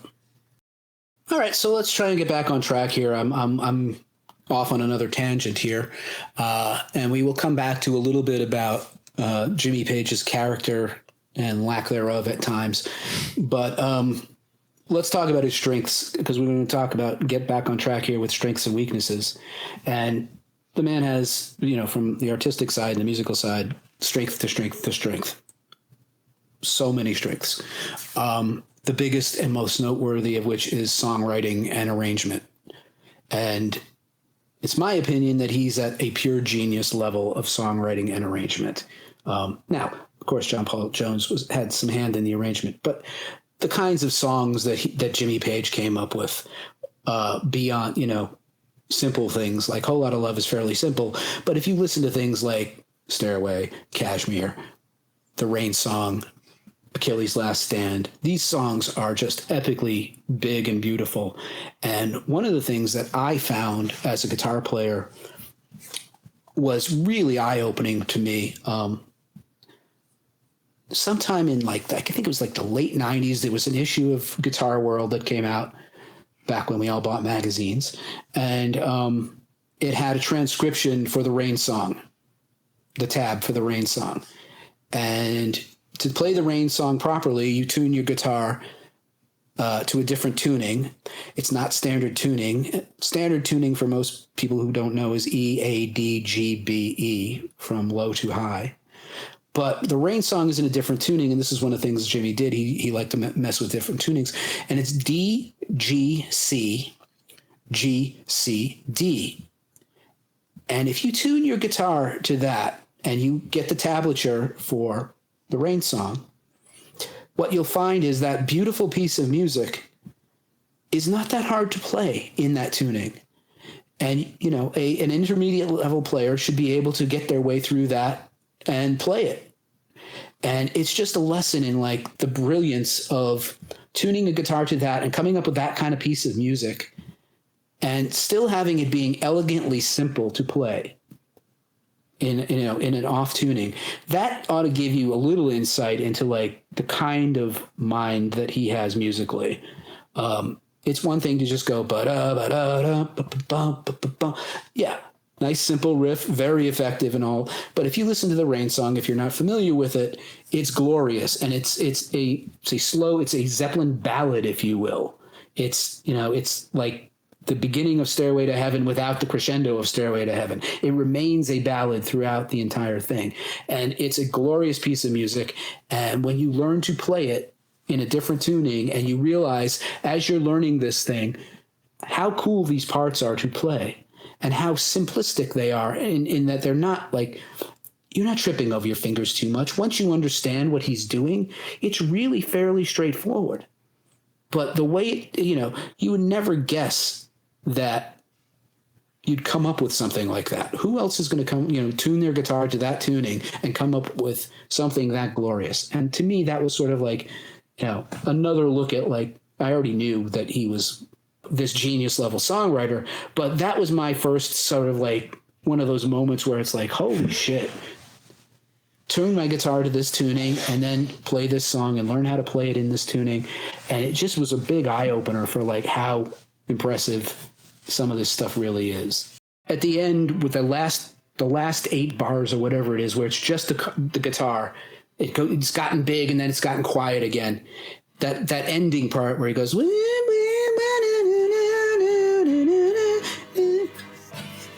that last bit is so glorious and gorgeous. If you tune to that tuning, that's not that hard to play. And it sounds like it's, if you don't know he's in that tuning, you can't figure out what he's doing. If because if you get to a certain level of guitar playing, and if I watch another guitar player, I know what he's doing. Right. I can tell exactly what he's doing most of the time. Right. If I can see his hands. Right. But if he's in a different tuning, all bets are off because everything becomes foreign. Right. Yeah. And you watch him play this stuff, and it's if you try to play what he's playing in standard tuning, it sounds nothing sounds right. But if you tune it to that, you realize, again, these parts are not super hard to play. It's just so elegantly simple. That's genius. And is that the tuning that's used in any other song or arrangement that we might know, or was it something? Not so much that one. The one that he's most famous for is one that's called Dadgad, Dadgad. That's the one that you hear on Kashmir, and you hear Dadgad in a couple of the other ones too. I think he may have done Black Mountainside from that one, and that he got from Bert Jansch, I believe. But I mean, Bert Jansch didn't write Kashmir. Right. So, I mean, Jimmy still took it and did something different with it, even though he did, everybody takes something from people that they're influenced by. I mean, I don't have any issue with that. But let me tell you something. I'm working on a version of Kashmir that my wife sang on. My wife is a really amazing singer who can do that stuff really, really well. And my drummer from my current project and my bass player from my current project, and it sounds glorious. We're not nowhere near finished with it. We're just sort of like, we tracked most of it, but we haven't had time to mix it. It's not going on my album or anything like that. It eventually we'll get to it and will eventually come out. And when we put it out as Kashmir, I'm not going to claim that I wrote it. You know, I'm gonna, you know, it's written by Jimmy Page, so I'm not going to say that I wrote it, even though I'm playing it and even though I'm influenced by it and all that stuff. But anyway, so you have these songs like Stairway to Heaven and In the Light and 10 Years Gone, and the song remains the same, and Achilles' Last Stand and Kashmir. All of these songs are not like your standard rock and roll fare. It's different from what you get from Sabbath. It's different from what you get from The Who. It's different from what you get from Deep Purple or Rush, or, you know, closer to Rush, actually, a lot of it. But they were hugely influenced by Led Zeppelin. So the songwriting and the arrangement of Jimmy Page is just stellar. And again, this is a different visionary mind creating music like we really had not heard at that time in other bands. Like a song like the Battle of Evermore, that's another one that when I hear it, it's like, oh my God, how do you come up with that? Yeah, well, we have a cool clip of him playing that at Headley Grange when he went back to Headley Grange. It's not, the fact is, it's not super complicated once you have the key to the map, you know? Right. Once you know what he's doing, and we'll talk a little bit about that in his guitar style, because that thread does run through his guitar style. But anyway, we're talking about songwriting and arrangements. Then there's the classic riff songs. He's a riff god, just like Iommi and like Blackmore, okay? Of equal stature to those guys. Obviously, Whole Lotta Love is probably the most famous riff he ever wrote. But there's also like the punkish energy of Communication Breakdown. And by the way, bands like the Ramones and other punk bands who don't particularly like classic rock in that sense, they all loved Communication Breakdown because it was this very punky da da da da da da da da da. It was, you know, very much a punkish sort of riff at a time when, you know, punk was just a gleam in Dad's eyes at that moment, right? You know, and you had Pete Townsend, who's really the father of punk, but a lot of the guys in like the Ramones would point to Communication Breakdown, and I think the Sex Pistols too. They point to that as like, you know, we liked the Zeppelins when it was like Communication Breakdown. By the time they get to things like Stairway to Heaven, it's overblown, and you know, that's what the punks would say. But that was like, you know, one of those proto-punk moments too. Oh, things and then like you have things like Moby Dick or which is just a simple, you know, launch off point for Bonham, but then you have like the pure balls of Black Dog. Yeah. Right. And that's a, you know, for what it's worth, that's a John Paul Jones. The main lick is a John Paul Jones lick. Really? Yeah. But I think a lot of what Jimmy brought to it was like the ba-dum-ba-bum, ba-dum-ba-bum, ba-dum-ba. I think that comes from Jimmy Page. Right. But da-da-da-da-da-da-da-da-da, that's John Paul Jones lick. I remember learning that on guitar and then realizing like, hey, that's just within the standard blues structure, and I was like, wow, like within that structure, how do you, that's so genius and simple but so great, like just what you said before. It's, you know? Yeah, it's simple, but to get it to sound right and get a whole band to play it, my old band used to play it with my wife singing it, and we did a great job with it, and we actually recorded it. And it's, you know, one of the things I'm most proud of in my own recordings was doing a great Zeppelin cover and getting it recorded, because doing that song, it was so near and dear to me. And because I was able to produce it myself and recreate some of what Jimmy Page did sonically in the studio on that track, was so rewarding for me that like when I was done with it and it came out good, the 17-year-old Zeppelin fan in me was just like so pleased. The 17-year-old that's still inside of me, that still loves Led Zeppelin, it was just really pleased with that. It was a different level of satisfaction than like recording your own song. Your own songs, when they come out great, it's very rewarding. But to be able to go in and like pay tribute to a song that's that kind of classic, to be able to pull it off well, so you don't sound like a train wreck, and then to be able to, you know, record it and pay homage to the production side of Jimmy Page was very important to me, to capture some of those elements that are in that. It was just a very satisfying thing to do that. But then the other riff songs that come to mind are things like the Wanton Song, really ballsy riff. Then you have a lot of swagger and things like For Your Life and Custard Pie. Great riffs. And then you get When the Levee Breaks, Four Sticks, all of these riff-based songs that are as important as anything you got from Blackmore and Iommi. Now, Iommi's done more of them than everybody else because he's been at it longer. But, I mean, Jimmy Page is of the same stature as a riff god as those other guys. And then, of course, we talked a bit about the vision and the innovation. And the other side that I have always felt doesn't get talked enough about Jimmy Page is the producer side. And to me, that's because I'm a producer myself. And I've learned a shitload from listening to Jimmy Page, and I've learned a shitload from, listening to his music and how things he achieved in the studio. It's like, how do I do that? How did he do that? How do I want to do this? What can I take away from this side? And he's not the only influential producer. I like a lot of guys as producers, but Jimmy Page was really is as good as anyone you ever want to talk about in the side of music production. And I don't think he gets enough credit for it. He's as strong as anybody ever was, and as innovative as anyone ever was. And yes, he took things from other people who were there when he was, he learned this stuff by being in the studio as a young man, how to get the sounds he wanted to get and all of that stuff. But, some of the stuff that he learned about, like how to get those drum sounds we were talking about, that came from, realizing that what he was hearing in the studios, the studio guys weren't getting it. And he knew that the way to get that, he either heard it, on a session where someone actually did it in a way that did make a difference, or he just sort of figured it out that it was like, if we keep the drums here and they're all walled off and you can't hear them breathe, they're going to sound terrible.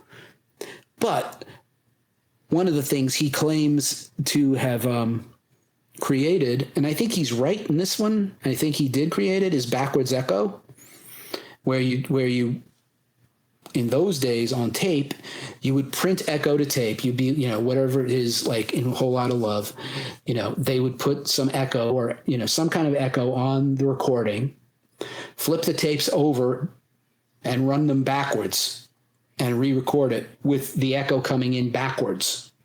And you hear that in A Whole Lot of Love. That was something he claims he invented. And I haven't been able to see where that's one thing that, I think that claim stands up. That's during the psychedelic section in the middle. Yeah. But I think he uses it elsewhere too in the catalog. So backwards echo is something he claims he created when he was doing the Yardbirds track, 10 Little Indians. And it does appear in other Zeppelin tracks like You Shook Me and A Whole Lot of Love and things like that. The other thing, we've already talked about how instrumental he was in making drums sound big.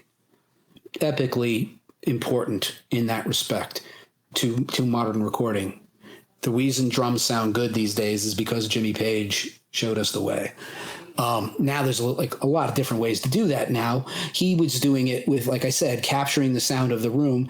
Later on, people would use plate reverbs or digital reverbs as we got further and further into reverb. Very few people will still do it the old school way that Jimmy did it, because you don't have to anymore, and it's a lot easier and a lot more expedient if you just use, a reverb effect instead of trying to capture the room sound.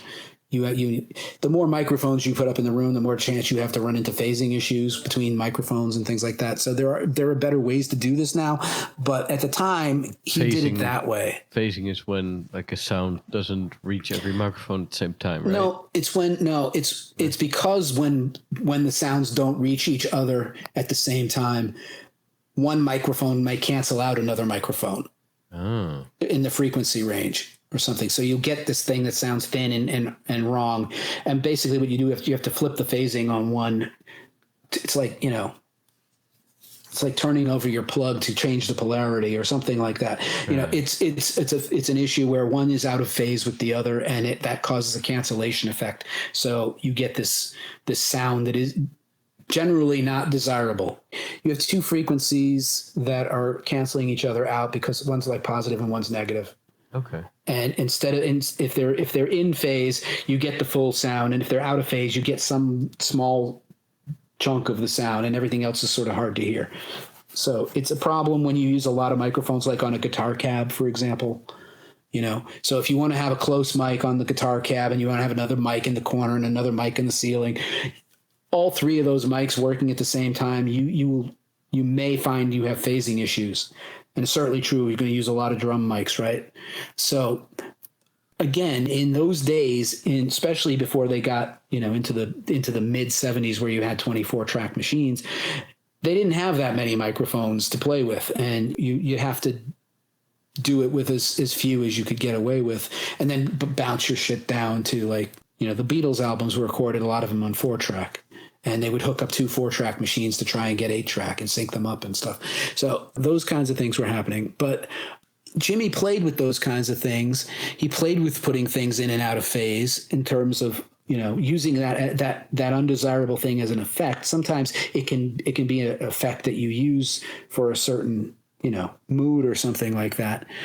But then he would do things like he'd put phase shifter on the drums, like in Kashmir, where you hear when John Bonham's doing a roll on the snare drum, you hear the phase shifter going whoosh over top of it.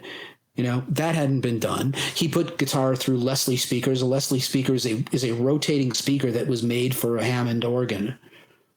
And you get this sound that sort of, it gets almost a fast chorus effect because the speaker is twirling around in this big cabinet.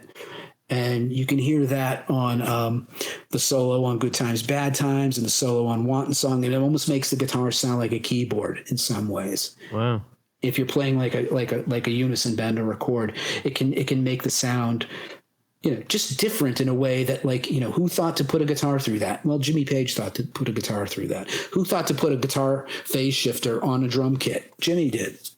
So there's a lot of things that he did do in the studio that became common studio practice afterwards, and people still use some of these techniques to this day, especially if you're interested in making that kind of music, the kinds of classic rock statements and staples and things like that. I've done those things on track. I've put phase shifter on the snare drum, and I learned how to do that from Jimmy. And weird things that would go on, like the guitar sound on Black Dog is not him through a guitar amp. It's him playing through 2 compressors that have been hooked up together. So his signal goes into this 1176 compressor, crushes the hell out of it and compresses it, and then sends it to the next 1176 compressor. And they take the feed out of that, and you record it, and you get this sound. And he did double it and all, and I think he tripled it too. But it's like, you think that's an amp. It's not an amp. It's a compressor. It's a compressor being used as an amp, or 2 compressors being used as an amp. And I don't know why they did that. That was Andy John's engineering at that time. And, you know, I read about that, and using that sort of weird sort of scenario to create a guitar tone. I don't know why he did it, but he did it on that track, and it sounds great. And for whatever reason, it worked in that context. And years later, when I went to record our version of Black Dog, I tried to get that. I tried to see what would happen if I put my guitar through 2 1176s and see if I could get that sound. And lo and behold, I got that sound. And I had this big shit-eating grin on my face because, like, there it is. That's the Black Dog guitar sound coming right out of my studio monitors. I couldn't believe it. Through a Les Paul, through this thing, set it the way they had said set it, and there it was. You dial it up, and this is on, like, you know, plugins, not real hardware. You're doing this through, like, you know, modern digital plugins of an 1176, and yet when you do it, that sound came out. And I ended up using that sound in my center guitar track, and I tracked an amp on the left and the right of it, so they beefed it up a bit. But you can hear that center guitar sound in my cover of this song, and it sounds like the Black Dog guitar sound. And people were like, "Dave, how'd you do that?" And I'm like, "I just did what he did. I just figured out how he did it and redid it, and I used it, and like I said, I added to it, but I left enough of that sound in there that it sounded so authentic." It does it's a unique guitar sound. Yeah, and it's because he's not using his Marshalls. Maybe he didn't just have them in the studio that day, and they jury rigged something together. I don't know why they did it, but they did it, and to my knowledge, they didn't do it on other tracks, but it's on Black Dog. So a lot of innovation, a lot of things that were just coming out of his own imagination and creativity. And then I guess the other thing we should talk about is his acoustic guitar work, which was also terrific and came in many different flavors. So many great examples.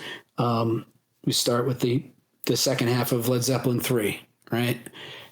And when you talk about acoustic Zeppelin, you're talking about acoustic guitar, but you're also typically talking about these other things that Jimmy would play or John Paul Jones would occasionally play for him, or they do it, together live. There's all, the mandolin. We talked about the Battle of Evermore, right? That's mandolin, right? You've got banjo on things like Gallows Pole, and you get pedal steel on Tangerine. All of these different kinds of instruments, these stringed instruments that Jimmy would have a go on. It's not that he was a master at any one of these things, but he would go and pull out a pedal steel guitar for a certain part on a song. And he'd get, or he'd pull out a banjo, or he'd, get a mandolin or whatever. And again, those kinds of things that created this different sonic texture for Led Zeppelin that gave them this differentiation from Sabbath and Purple and everybody else. You got all of these acoustic instruments working together, and you have songs like, Friends and Brawny Orr and Gallows Pole and, again, Black Mountainside and stuff like that. Some of them in the non-standard tunings that we've talked about. And again, extremely influential on other people, extremely influential on me. I know that I have taken an awful lot of how Jimmy recorded acoustic instruments and used them as, again, sort of different flavors in the sonic canvas of what your track could be. I love recording acoustics. I have done, the blending of acoustic guitar with electric guitar on things like Over the Hills and Far Away. If you listen to that as a mix, what you will hear is there's acoustic 6-string, there's acoustic 12-string, and then there's the electric, and they blend, and he blends it all together, and you get, this sonic difference that if he had played the whole thing on electric, it wouldn't sound anywhere near as rich.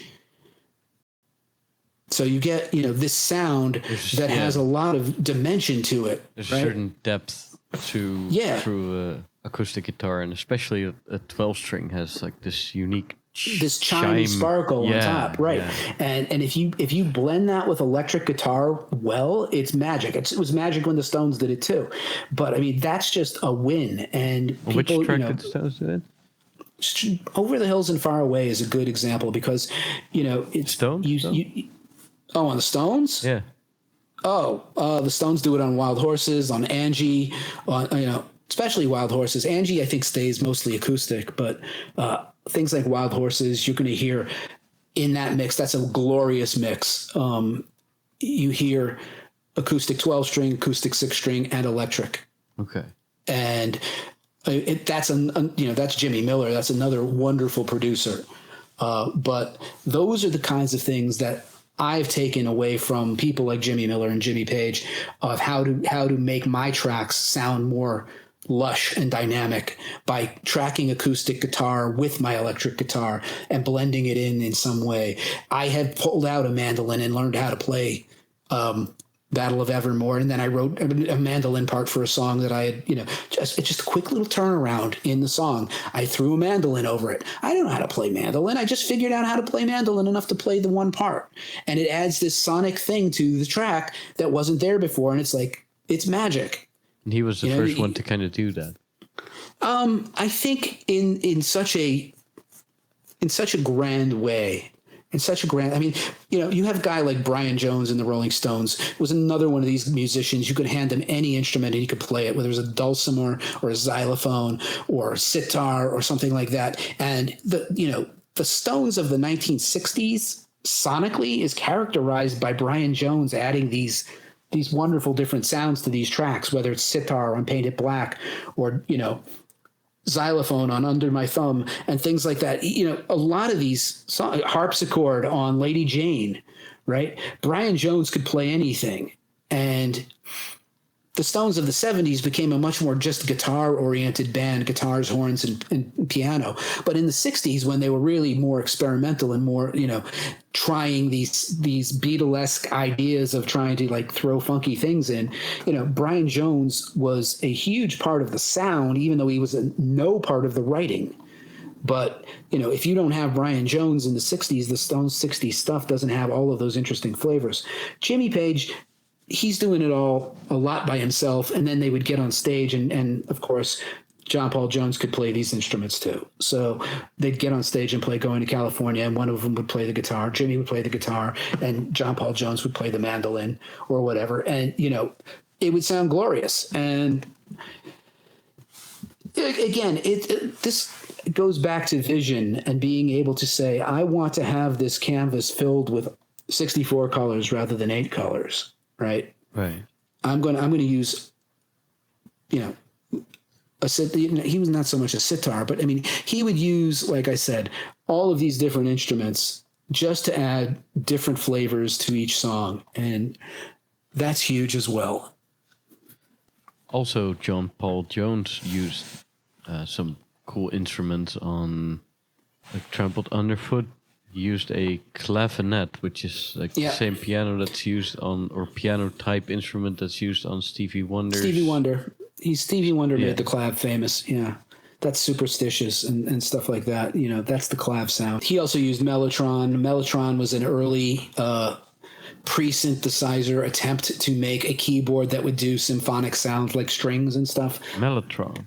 Yeah, you hear that on No Quarter, and you know Paul McCartney's got one, and he does a wonderful video with that. It was a really complicated device with tape loops. They were doing it with tape loops, so you have like a piano keyboard, right? But inside the box, inside the machine, it's 20 inches of a tape loop that's got strings on it, right? Wow. So you could get these pseudo string sounds at a time. Now you can just pull up a synthesizer on any MIDI keyboard and do that. But in those days they didn't have that. So there was this thing called a Mellotron, and you know that became, you hear the Mellotron on No Quarter. I mean that's the the Mellotron song. I mean not that they didn't use it before. That's the main Mellotron song for Zeppelin anyway. Incredible song too. Yeah, and that's a John Paul Jones thing as well. I mean, a lot of that song is John Paul Jones, as you know, as we all learned in Song No Is the Same. The guitar riff in it is like da da da da da. That's also and in the live version in '73, while you're watching the John Paul Jones music video version of during that song, underneath that, Jimmy Page rips this incredible wah-wah solo on the live version from Song Remains the Same. And, you know, if you go back and you know, if you're watching the video, you may not be like, if you close your eyes and don't watch the video and just listen to the guitar solo there, he's ripping. And it's not on, it's like, he doesn't do that on the album version. This was just like an extended thing where he just took off and with this really rude wah sound, like a cocked wah thing. And that just ripped. And then, you know, the other thing is he's known for absolutely great guitar solos. And, you know, a lot of people talk about Jimmy Page being a sloppy player, sloppy lead player. And in some respects, I understand why that's being said. We can talk about that a little in his guitar style. But the point of the matter is he really, whether you think it was sloppy or not, all of these solos are memorable. You know, all of these classic Zeppelin songs, whether it's Whole Lotta Love or Rock and Roll or Stairway to Heaven, possibly the greatest guitar solo ever recorded by most, you know, a lot of people consider it that. Not the most complicated one, but possibly the most impactful one. But plenty of other great ones too. The solo in Achilles' Last Stand is brilliant. The solo in Since I've Been Loving You is one of the most emotional rock blues solos ever recorded. And then you have like Heartbreaker, which was on Zeppelin 2, which is like, in the middle of the song, he just stops and rips out a freestyle guitar solo. How badass is that? And how in the pre-eruption days, right? How often do you hear a guy just stop in the middle of the song and just take, a minute and do a freestyle guitar solo? And you can say, yeah, it's got some mistakes in it and some clams in it and stuff. But what a Guitar Hero moment. And then after that, when the band comes back in after that solo break, he takes another solo that's even better. So then you have things that also have like these moody attitudes, like the solo in What Is and What Should Never Be, which is just really slow and sort of like drowsy, but really effective. And he does that on a slide. And it's got this really interesting attitude to it. It's not a ripping solo. It's just pure melody and attitude. But, I can sit here and hum it to you because it's unforgettable.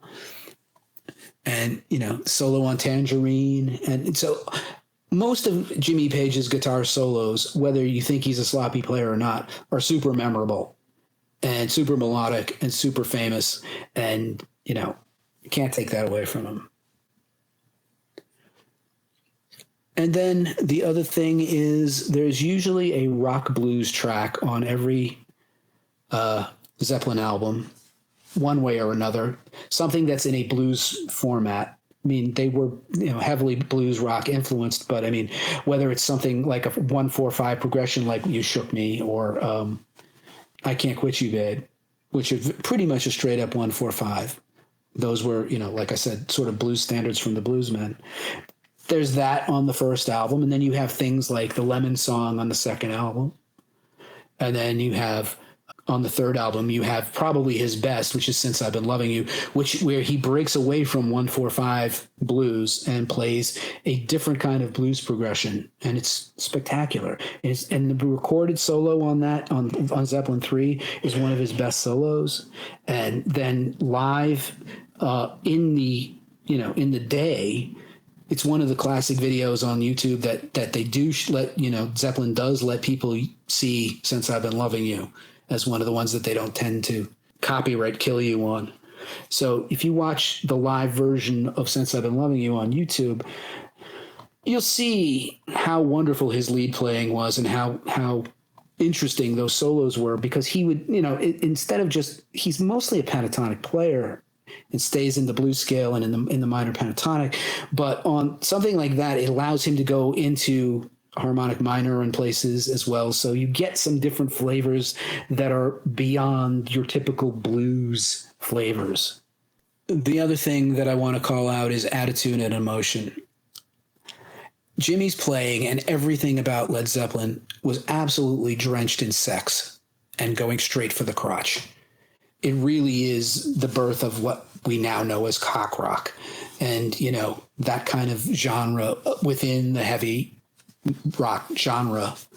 You can have heavy rock and it isn't that sexual, but you can have heavy rock that is that sexual, and launched bands like Whitesnake and careers like Coverdale's and careers like John Sykes, who is like probably in some ways the perfect descendant of cock rock that started in Zeppelin. But and Plant was a big part of this too. But for Jimmy's part, his electric guitars and his stage demeanor were filled with a swagger and confidence and bravado. And it was just really amazing. He'd take off on a half-hour journey in the middle of Dazed and Confused and jam away. He didn't care if he was sloppy and didn't care where it was going. He knew he could pull it off. His balls were gigantic. I mean, they really were. I mean, he had this cockiness at that time where he could really, he thought he could do anything with that guitar on stage. And for the most part, he could certainly do anything he wanted to do. And there was all of this ballsiness, but there was also this breathtaking subtlety as well. But his leads were always very tasty and very melodic and very emotional. So you get this attitude in his playing, but you never lose the emotional side. You have this swagger, and then you have this delicacy, right? Where it's like 1 minute I'm the biggest dick in the world and I can play anything, and the next minute he's playing something very tender and very quiet. So you have this attitude and you have the emotional aspect of it. So there's And again that's the light and shade aspect of it coming back there too. yeah, but I mean sometimes it's just like he understood that, like, again, if you listen to, like, we'll play like a snippet of the solo of what is and what should never be. It's there's really nothing to it, but it's just so right. It's just so perfect. It's just this really lazy thing where it's pure attitude. And it doesn't have anything technically challenging. It doesn't have anything that's hard to play or anything like that. It's just a very simple set of phrases, but it's just played with this attitude that's absolutely perfect for the mood of the song. And he's not overplaying, he's not overdoing it, and he never does that. But he just knew how to be tasty and when to go for it, when to lay back, when to be bombastic, when to be gentle. Taste. We're talking about someone who has taste. And then, yes, we're going to get into the part where you just mentioned mystique and influence. And that has just been a huge part of what he was about.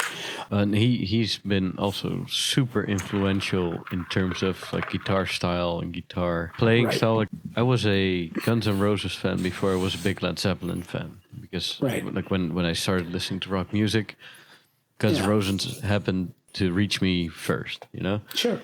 And when I listen to Slash's playing, there's a lot of Jimmy Page in there. And the same goes for the guy from Aerosmith. What's his name again? Yep. They're all the sons of Jimmy Page. Yeah, exactly. Absolutely. Yeah. So that is a little bit about the influence. I want to talk a little bit about the mystique. Yeah. Because I'm old enough to have lived through some of the Zeppelin years. I was too young to see them live in the day. I was hoping to see them on the tour where Bonham died, but I didn't get to see them then. But I certainly lived through the Zeppelin years in my youth enough to know that if you lived through that, if you didn't live through that, you can't really appreciate fully Jimmy Page's mystique at that time. Again, we talked about them being at odds with the press, so they weren't around. And one way to create mystique is not be available. All right. The less available you are, the more people are curious, especially if you're successful and your albums are selling a zillion people. No one ever sees you. There's a mystique. This is like Kiss without the makeup, right? Right. Kiss created mystique, and people always wondered what they looked like without their makeup. And in their prime, Led Zeppelin were not available for interviews. They were not much anyway, not available for press. And so they were creating this humongous impact in the rock world, both live and on recordings, but you couldn't get access to them. You didn't know who they were. You didn't know what they were. You didn't know what they were about other than through their music. And this was also by design by Jay, because he always wanted everybody to just pay attention to the music. That's all that matters, right?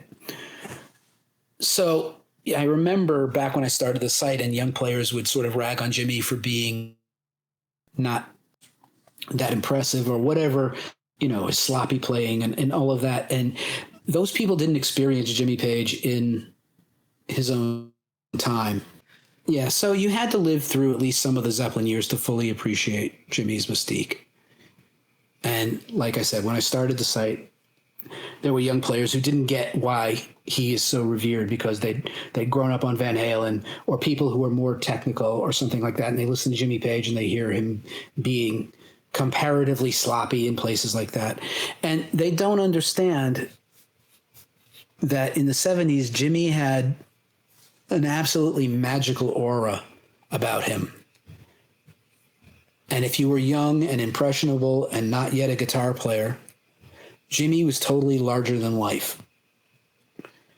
And in a time before synthesizers, where synthesizers would create a bunch of different sounds that you'd never heard before, you could go to a Led Zeppelin concert, or you could just go see Song Remains the Same and watch Jimmy Page make sounds with his guitar and a violin bow and an echoplex and theremin that you'd never heard before. And there was sounds you did not expect in your mind that could come out of a guitar were coming out of this man's guitar. They were not sounds you'd heard before. So what's a theremin or an echoplex? So an echoplex is just an echo device that will give you sort of a bunch of repeats on whatever you play. Okay. It was a tape echo back in the day before we had digital delays and stuff like that. You had tape echo, which was a little box with a little tape loop in it, and you put your guitar sound through that, and you'd get echo because it would swirl back around, and you get what you played the last time and all that. It's a wonderful little device that still sounds great. They're temperamental and all, but if you set this thing, you could make a lot of noise with it in some ways. You could beat the crap out of the Echoplex and make it sound all whooshy and have all of these weird effects come out of it. And it was just like you could use it in a way that was never intended to be used, and just make it do all of these weird sounds that hadn't been heard, really. And then he had this theremin thing. A theremin is a weird device. It's hard to describe what it is. It's something that creates a little electric field. The best way to look this up is to look on YouTube and see what a theremin is. And we'll show you a clip of what he sounded like doing this and show you what he looked like doing this. And when you're 13, 14 years old and you've never seen anything like this and never heard anything like this, he's coaxing all of these sounds out of like gear, and you've never heard anything like it. And he's literally looking like Merlin the Magician up there. The way he's dressed in his stage attire, which he had like some of the coolest clothes that anyone ever wore on stage. The dragon suit, which is the most famous. It was in the exhibit recently at the Met. They had this great exhibit of like all this guitar stuff at the Met, and Jimmy Page donated a boatload of his gear and his stage clothes and stuff. And then, of course, in the book that he put out recently called the Jimmy Page Anthology, he shows you in like glorious coffee table book format on glorious, paper stock with like wonderful photography. He's showing you pictures of all of the stage gear he wore in the Zeppelin days and the Yardbirds days. Like I said, he kept everything. So he had this dragon suit, which is black velvet with this embroidered dragon all the way up the suit. Then he had this other thing that was like stars and planets all over it with his astrological signs on the legs and stuff. He looked Mystique and majesty and mystique. He just dripped of it because no one else dressed like this on stage, and he had this really magical aura about him. And by the way, that's just the on-stage part of it. He had that aura about him off stage too, and the book that we read talks a little bit about this. He was very much into the occult, which only added to his mystique. He was into Aleister Crowley in a major way. A lot of musicians were. Yeah, but I mean, not all of them bought Crowley's house. Yeah. Yeah, and opened up a bookstore that was specifically to sort of like acquire and then resell Crowley manuscripts and stuff. But tell me a little bit about this Crowley character, because he seems to have quite a big influence on multiple musicians from that time for some reason. Yeah, I mean, he was, I guess, I don't know what you'd call him necessarily a Satanist or anything, but he was, I mean, I guess these days you might call him like an uber libertarian or something like that, where he was like, do what thou wilt should be the rule of the law, or I think is the quote. Do whatever you want is basically the Crowley thing. And boy, did Jimmy Page really grab a hold of that idea. And for better or worse, that was, again, Crowley was a guy who I guess lived in the 1800s. You can look up Aleister Crowley and all of the stuff about him easily as anyone can on Google. And he was a guy who was sort of a rock star of his own day in the writer's sense. He was a guy who got into heroin, and he got hooked on heroin, and he had his demons as well. He's a guy who's definitely associated with the occult. And like you said, he was appealing to a lot of people, even just from a curiosity standpoint. But I think Jimmy Page certainly took it a little bit beyond just a curiosity. He was deep into Crowley. It was just a fascination for him by all accounts. But what happened was, at that time, when you were into something like that, and you had this mystique about you anyway, and you have a band that's wildly successful beyond anything else that's going on right now, and people start thinking maybe they sold their soul to the devil for all of this success, and you know he has this dark image about him, and the book talks about how people like David Bowie were totally freaked out by Jimmy Page. He was terrified of him. Yeah, absolutely terrified. And, you know, that team, you know, Bowie was on a shitload of drugs too, and was, you know, super paranoid too. And, on the kind of drugs like cocaine that make you very paranoid. So, I mean, it all feeds into itself. But it was interesting to read in this book. And again, I will reference this book. It's called Jimmy Page, The Definitive Biography by Chris Salish. And you'll see it in other books too, but this is the one we were talking about, where the people who, it's not just that, okay, the fans out in the audience have never seen anything like this and he's this dark, mysterious character. People who knew Jimmy Page felt that he had this palpable dark energy around him. And people like David Bowie who knew him were totally freaked out by him. And people said he had this dark energy and there was this ominous quality to him.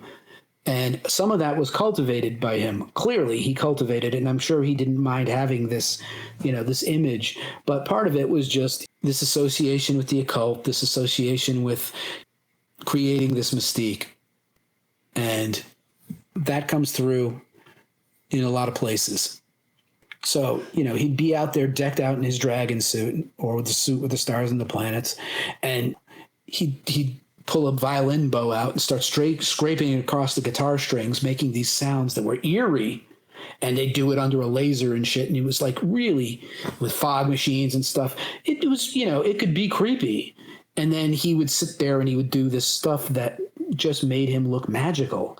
And this is beyond all the guitar work. This is just like stagecraft. This is just showmanship.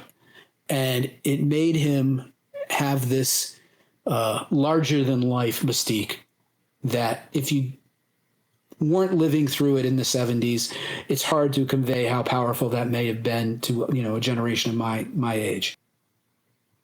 There's also stories of when he was doing the soundtrack for this movie Lucifer Rising. Right, Kenneth Anger. Yeah. And that guy, he was also into the occult stuff, and then he would like put a curse on or a hex on Jimmy, and he. Well, that was because Jimmy took the job, and then he got too involved in drugs to really finish the job. To be honest, I mean, that's what I gleaned out of that story. He wanted to do the work, and then he just was too in his own heroin addiction to actually finish the work. And his priority was always going to be Zeppelin, so he was able to still function in Led Zeppelin to an extent during the heroin years. But I mean, things like the Anger Project never happened, and Kenneth Anger got very angry, and But there was also the whole thing like two magicians should never meet or something. That was another thing that kept coming back in that biography. Because Anger was just as much of a loony as anybody else at that time. I mean, he was his own bizarre character as well. I think he finished that movie like 40 years after he started or something. Exactly. Right. Have you seen it? No, but I know Jimmy put out the soundtrack eventually. Yeah, he also did the soundtrack of Death Wish 2. Right, he did. And that was very interesting, but we'll get into that in the discography. Yeah. But anyway, so Jimmy had this magical aura on stage. On all of the stuff that I was talking about, that's just showmanship and badassery and attitude and cockiness and all of that. But he was also playing his ass off at a time where, whatever you want to say about his playing now compared to like the bar has been raised by the 80s school of guitar where people were cleaner and faster. In his day, Jimmy was as fast as anybody. Jimmy was as flashy as anybody. He was better than most of the horrible American hard rock players, other than the guys in Aerosmith. But, all of the corporate rock stuff that was out in those days. What's an example of like bad? I don't want to say it, but like just like in terms of like the faceless early 70s American rock, like Bachman Turner Overdrive and stuff like that, those kinds of things, compared to those guys, Jimmy Page was absolutely on another level guitar wise. Right. And so he had this incredible impact. And so for a lot of us at a certain age, Jimmy Page was the guitar god. And he wasn't just that his guitar style influenced our guitar style, which it did, but he influenced our lives in a way that other players didn't. For example, I started out on bass guitar. I probably, and if I look back on it, I think I switched to guitar because of Jimmy Page and a little bit of Pete Townsend. But legions of us picked up a guitar for the first time because of Jimmy Page. Because what he was doing on stage just looked so damn cool and sounded so damn good. You say, I want to do that. I want a part of that. And we grew our hair long because of Jimmy Page. We wanted Les Pauls because of Jimmy Page. And when we got them, we wore them too low because of Jimmy Page. You wear them around your balls instead of playing them up where you need to be playing. Jimmy Page wears this guitar so impossibly low in those days. It was just, you marvel at how he's able to even play as well as he did, because if you ever try to play a Les Paul slung that low, there's parts of that neck that's really hard to reach. If you watch a guy, like the only guy who still does that is Zakk Wylde. And if you watch Zakk, he wears the thing really low. And then what happens is when he has to play anything technical, he puts his foot up on the monitor and sticks the guitar on his knee, because you can't play it technically well down that low. Right. Not really super proficiently. And Zakk Wylde is, of course, a fantastic example of also a super ballsy player. He's another son of Jimmy Page. Much of what Zakk Wylde does is directly from Jimmy Page and, his other influences as well. But we're talking about the Mystique and we're talking about the influence. And like I said, a whole generation of us picked up a guitar because of Jimmy Page. And then you talk about the guys who are directly influenced by the Jimmy Page stuff, like Zakk Wylde, like Joe Perry, like Slash, right? Not that they don't have other influences too. Michael Schenker. Right? A guy who doesn't sound a lot like Jimmy Page, but when you look at it, what he's playing, a lot of that stuff is Jimmy Page licks played at a much higher level of proficiency and doing very Jimmy Page-like ideas. And the other side of this, on the guitar side of this, is like when you say, Chuck Berry licks, people know what you mean by Chuck Berry licks most of the time, how 50s licks, 1950s licks on guitar, most of them come from Chuck Berry, right? Most of the licks of the 70s that became stock rock licks in the 70s come from Jimmy Page. If you listen to Led Zeppelin 1 and Led Zeppelin 2 particularly, there is a bunch of guitar licks on those albums that most rock players have in their arsenal. Okay? There are certain kinds of licks that are now stock hard rock licks.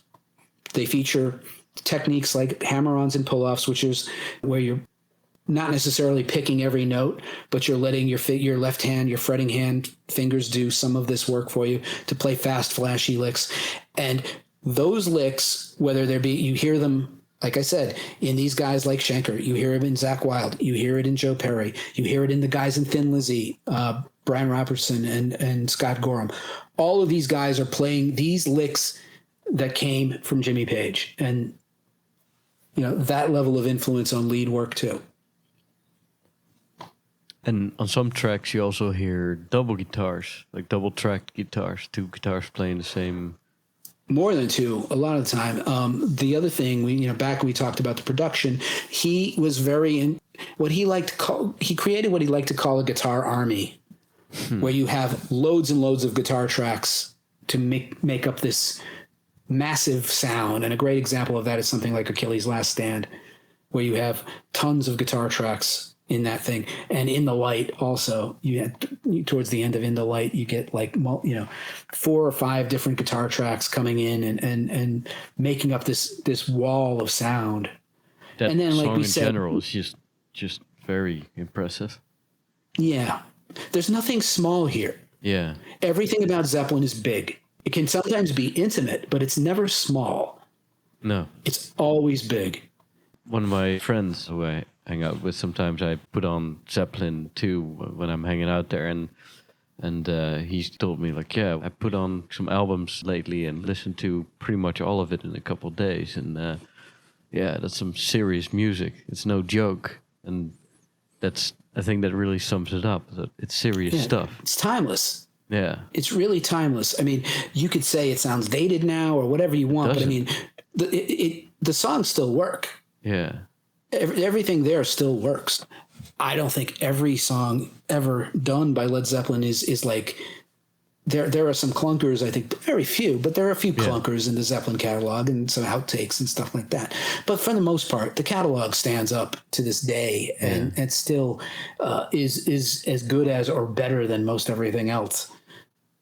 If you're into heavy rock, certainly. Yeah, I agree with that. So his influence is monumental on multiple levels. He also became one of the iconic images of a lead guitar player, right? What should a lead guitar player look like after, so you could contend that almost all rock badass style goes back to Keith Richards, because Keith Richards is a style icon in terms of what he wore and how he wore it and all of the things, that he started. And, Keith was really the icon of the badass guitar player, right? That starts with Keith. But the next guy is Jimmy, and Jimmy becomes the badass lead player as opposed to just the badass guitar player. So this is where you get the image of the guy with the guitar slung way low and the long curly hair. Hello, Slash. Yeah. And Slash wouldn't look like what Slash looks like if there hadn't been a Jimmy Page. Yeah, he's sort of almost to call it a carbon copy would be an insult, but it's definitely, you can definitely see where he's coming from. Yeah, and this is a part of influence. There's musical influence, there's production influence, there's style influence, and there's image influence. So all of this is coming off of Jimmy Page in gobs. Yeah. All right. It's so multifaceted. There's a clip of Alec Baldwin, who's older than me, talking about Zeppelin in one of VH1's things where they're talking about the greatest bands of all times. And he was like waxing more about it than even I do. He's like, Jimmy Page, are you kidding? You'd cut off your hand to meet Jimmy Page in those days. And so if you're a musician, if you are not a guitar player and you picked up a guitar because of Jimmy, if you are a guitar player and you're learning his licks, that's an influence. If you base your image on him, that's an influence. If you base your production of your own music on what he did, that's an influence. If you pull out a mandolin, that's an influence. All of this stuff, the scope of his impact is on hard rock is just immeasurable. And it goes beyond, for example, the impact of a Ritchie Blackmore and a Tony Iommi, whose impact was large enough, but not on this many levels. Yeah. And that's why Jimmy has the larger stature in some respects. Yeah, out of all the guitar gods, he's the biggest one. Yeah, who did more? No one. I mean, you can say Eddie Van Halen did... He did for guitar another kick up the ass to another level, sure. Certainly. But the scope of what he did was more contained than the scope of what Jimmy did.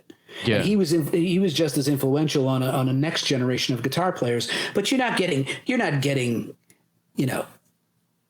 Going to California. You're not getting Kashmir. You're not getting Zeppelin 3 out of Eddie. You're getting a much more concise package, a much more pop-oriented package. And there's nothing wrong with that. I'm just saying, scope-wise, who cuts a wider swath than Jimmy Page, other than maybe, some people like Bowie, who was very experimental, or the Beatles. But it's not. But the Beatles isn't really in the hard rock genre. And the other thing that's interesting about Zeppelin also, and you cannot say this about, almost every band of that era was hugely influenced by the Beatles in one way or another, including Black Sabbath. We've talked about how important the Beatles were to everyone in Black Sabbath, especially Ozzy. Yeah. Hugely influential. You don't hear any Beatles influence in Zeppelin. I don't.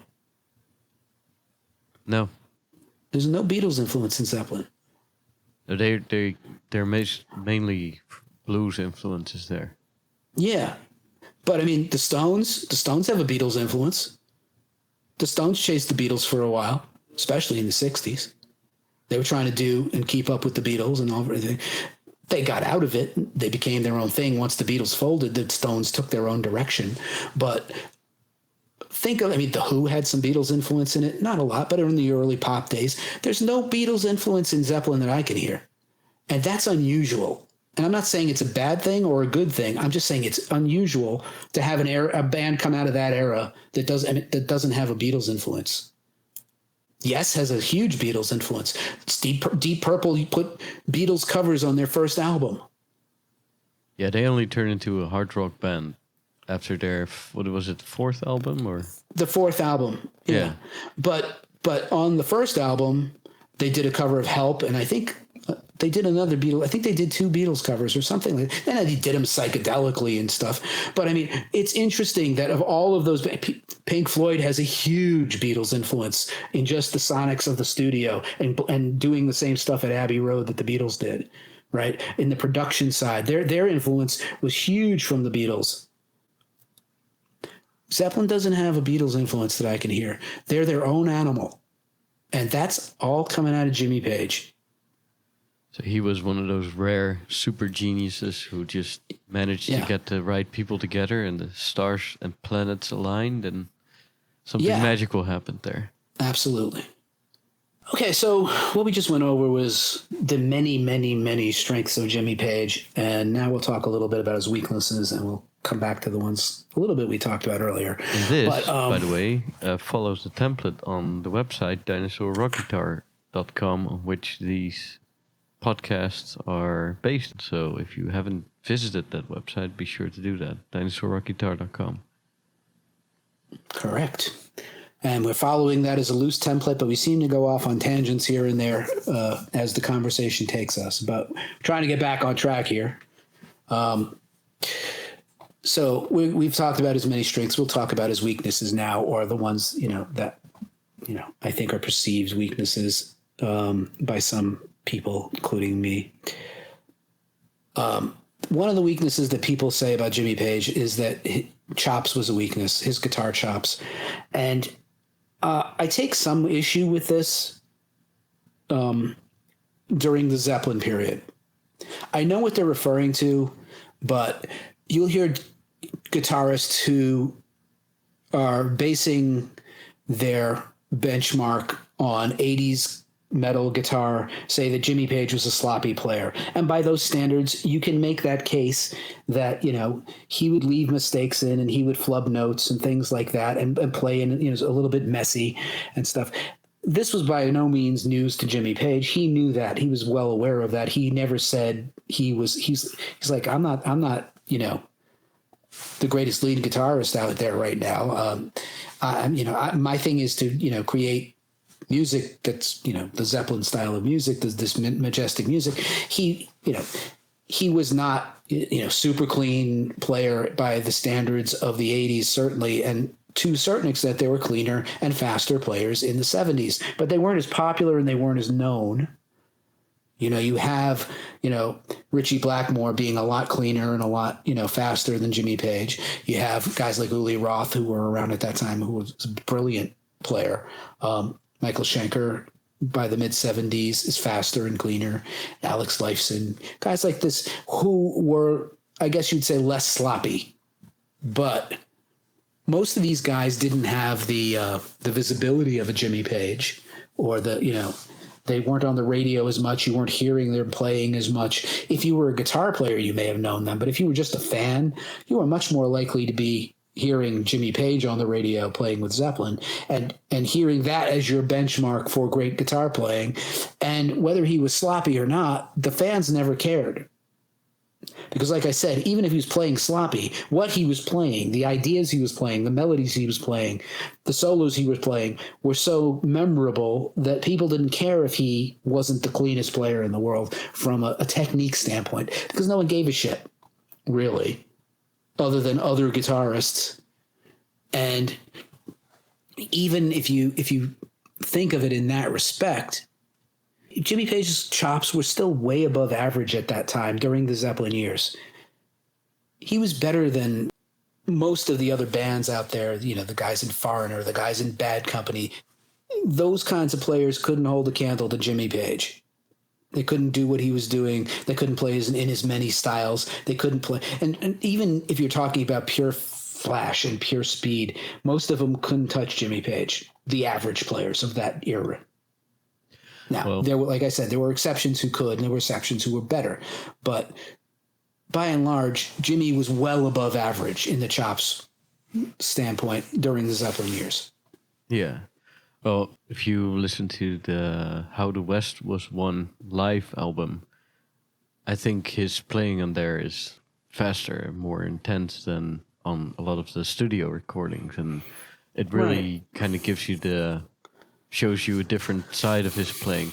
Yeah, and I think we can probably do this in our clip. But there's the classic example is the freestyle solo in Heartbreaker that we talked about before, where when he recorded that and he's doing that fast bit, which is a lot of hammer-ons and pull-offs and stuff, it is a little choppy and a little sloppy, and he's missing some notes and he's flubbing some notes.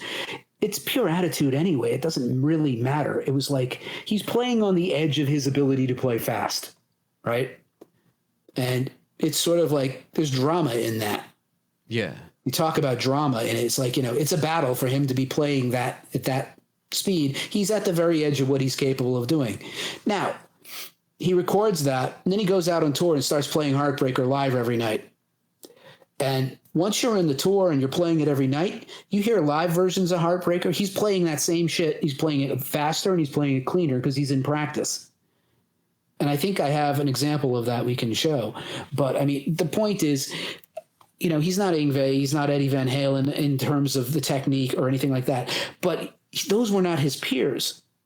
Compared to his peers, he was well above average in the chop standpoint. But if you try to hold him up to, like, you know, higher standards that came later, yeah, I can understand why people say he's not that. He's not. On the other hand, Jimmy is now, and the last times he was really playing in the 80s and the early 90s, he was a shell of what he was in Led Zeppelin as a lead player, if I'm honest. You listen to Outrider, you listen to Coverdale Page, those are great albums, but from a lead guitar standpoint, he's just not what he was in Zeppelin. And it was mostly due to drugs, right? You know,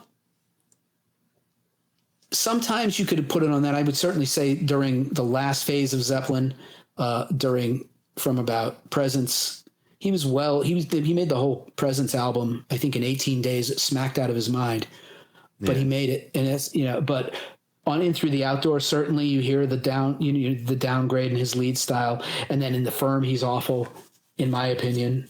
His lead playing is awful. And then it's better again on Outrider, but it's less ambitious than it was in Led Zeppelin. And then on Coverdale Page, it's minimal. He's getting by on melody and smarts, and he doesn't have, for whatever reason, he doesn't have the technique at that time that he had in his peak. Right. Now, is it drugs and atrophy and all of that? Maybe. Is it that there was at one point there was rumors he had some sort of arthritis or something? I don't know, but it just, for whatever reason, after Led Zeppelin and after, you know, he stopped being in Led Zeppelin, his chops just fell off a cliff. And it doesn't mean his ideas did, but his lead playing, you know, if we're honest, is just not what it was. And I don't think anybody would really deny that. But, you know, as we're talking about certainly coinciding with the death of John Bonham, from that point on, where he let the drug use completely consume him. He was in the depression over the band folding. His life's work is now effectively over. and he fell off a cliff in a lot of ways. But of all of the Zeppelin books that I've read and all of the Jimmy Page books that I've read, it's not news that he was into heroin as early as like 1973. He started using heroin. That was around which album? I think it was probably by the tour of the House of the Holy tour. The song remains the same era. That's right. Yeah, House of the Holy. Right. The fifth you one. don't see it yet. You don't see it affecting his playing then in 73. And I think my understanding about his heroin use also was never that it was always he was snorting it rather than injecting it. Not that you can't get addicted that way and everything like that.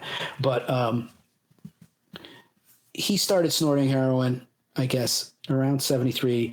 Cocaine was rampant among all the bands in that era. And of course, as we once talked about before, one of the reasons that so many people got into heroin was they'd be so jacked up on cocaine they couldn't sleep and they needed to come down. And heroin would take you back down so that you could sleep.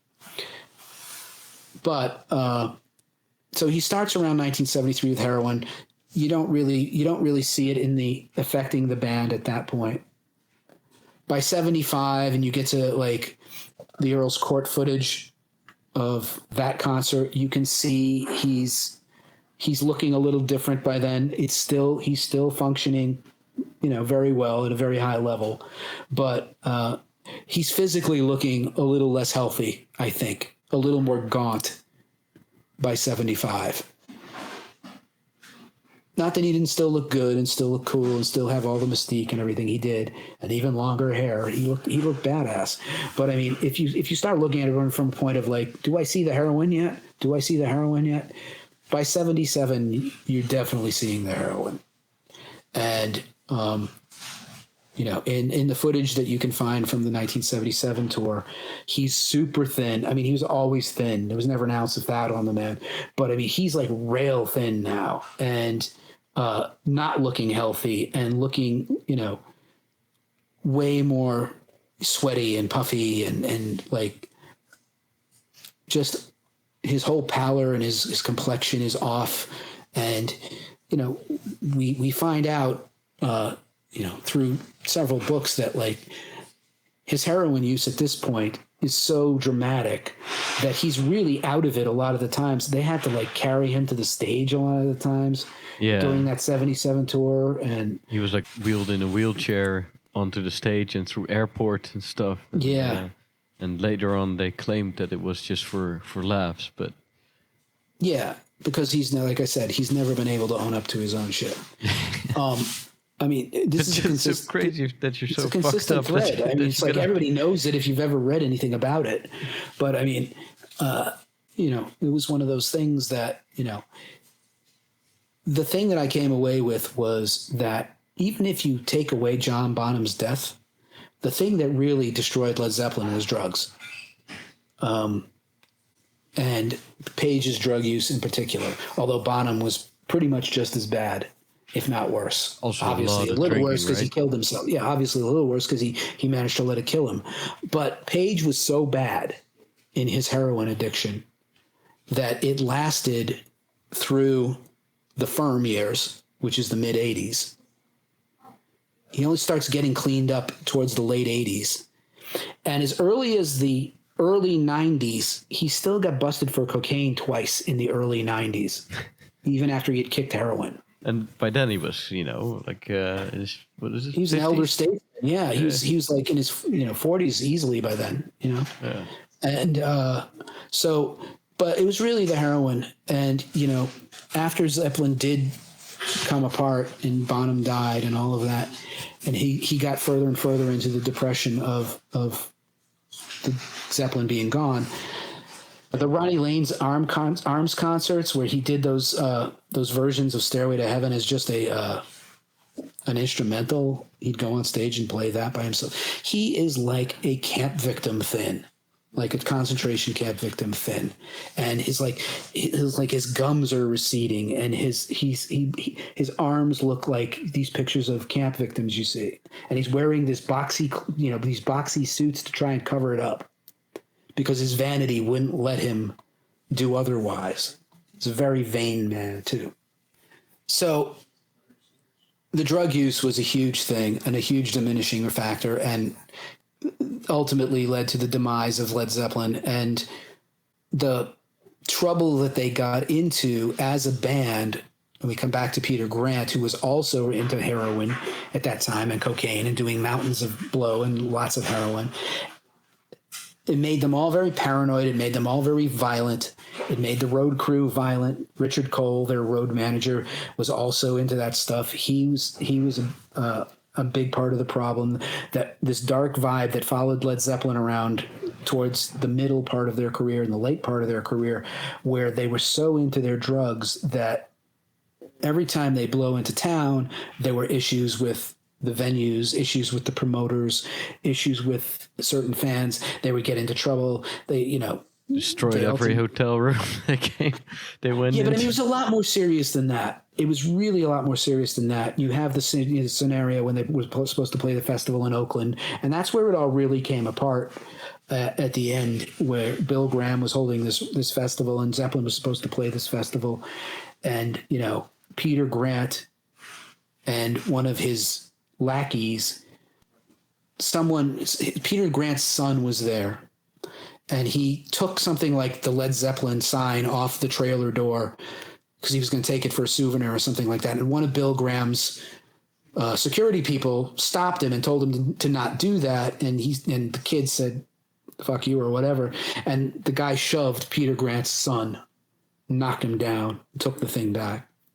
Peter Grant hears about this, goes into a rage, and he and like a couple of his guys, they go find this roadie, this from Bill Graham's team, and they beat the living shit out of him. They drag him into a trailer and they beat him to a bloody mess. And they closed the door and like one of them was holding him down while the other guy was beating him. And Bonham was there too. And Bonham was doing it. They all got arrested later for this. But I mean, this is where it ended up in terms of the bad vibes that they were bringing from town to town, because they had gotten so big and so powerful as a touring entity and as a band. And the Zeppelin story is in many ways the classic absolute power, which they had, corrupting absolutely, which they did. They had so much power and so much influence over what they did, where they played, who they played for, what they wanted to get for their money, what factors had to be in place for them to even agree to play. They would change it if they wanted to. They were like running amok with power, and anything Jimmy wanted, Jimmy got. And for the most part, the rest of them did too. But we talked a little bit about Peter Grant in the early parts of this conversation. Peter Grant, aside from securing them that big album deal at the beginning, Peter Grant changed the game and in terms of what promoters and venues would get versus what the band would get. And it used to be the band would get 10% in the venue and the promoter would get 90% of the door. And Peter Grant said, "No, we're going to get 90%, you're going to get 10%.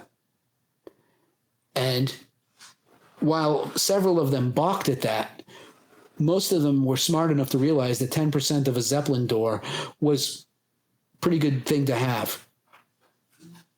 So they changed the touring model of like what the band would receive. And they had all of the negotiating power, and they used it. And they didn't win any friends that way out on the tour circuit because people resented that. And whether, I think in many respects, Peter Grant was right. The band should make the money, not the promoters. The lion's share of the money should go to the artist. But that was very new then, because they had the power of being able to say, "I'll put 58,000 people in your stadium as many nights as you want us to play." They start doing the math in their heads. Well, 10% of that is pretty good, rather than having them say, "We're not going to play here," and you get nothing. It's take it or leave it. This is Zeppelin's terms. Take it or leave it. And most of them took it. So they changed that. So they were able to do largely whatever they wanted. They had a legal team keeping them out of trouble when they needed to, when they had bad things happen. They had, the lawyers on staff taking care of things. And it was really, they had more clout than pretty much everybody else except maybe the Stones. I don't think the Stones wielded their clout the same way. But Zeppelin wielded their clout with menace. And there was also this story that I found pretty memorable was they were at some big show in the US somewhere, and backstage the cops found like a mountain of cocaine, like enough to put you away forever For quite a while. yeah. And and then I think it was probably Peter Grant. He started pulling out dollar bills, like started adding Like thousands. He'd be like, he carried around a huge duffel bag of cash and to buy cocaine and then to pay off cops. Yeah, and at the beginning, the cops were saying like, "No, we're not allowing this." Like, "Oh yeah, you're still not allowing this." Well, just putting. Yeah, and he puts 5,000 on the table. Then he puts 10,000 on the table. Exactly. Yeah, and then it's like by the time they're up to like 25,000, the cops are like, "What cocaine?" Yeah, exactly. Yeah, and that's what I'm talking about. Absolute power to do that, whatever you want, and to get away with it. Now, you could say, okay, but when you're also doing the mountains of cocaine that's making you paranoid and making you violent, it's a bad marriage that is not going to end well. And it didn't. They were all coked up, or was it mostly Jimmy Page and Bonham? I think everybody but Jonesy, I guess. And I'm sure he did some too, but he never let anything get the better of him. Yeah. But Plant was certainly doing plenty of blow. And but not like Jimmy Page and Peter Grant and Richard Cole. Those guys were really and Bonham was always doing too much of everything. So and Bonham was an instigator too and a mean drunk. So he'd get into trouble too. And a big strong guy. Yep.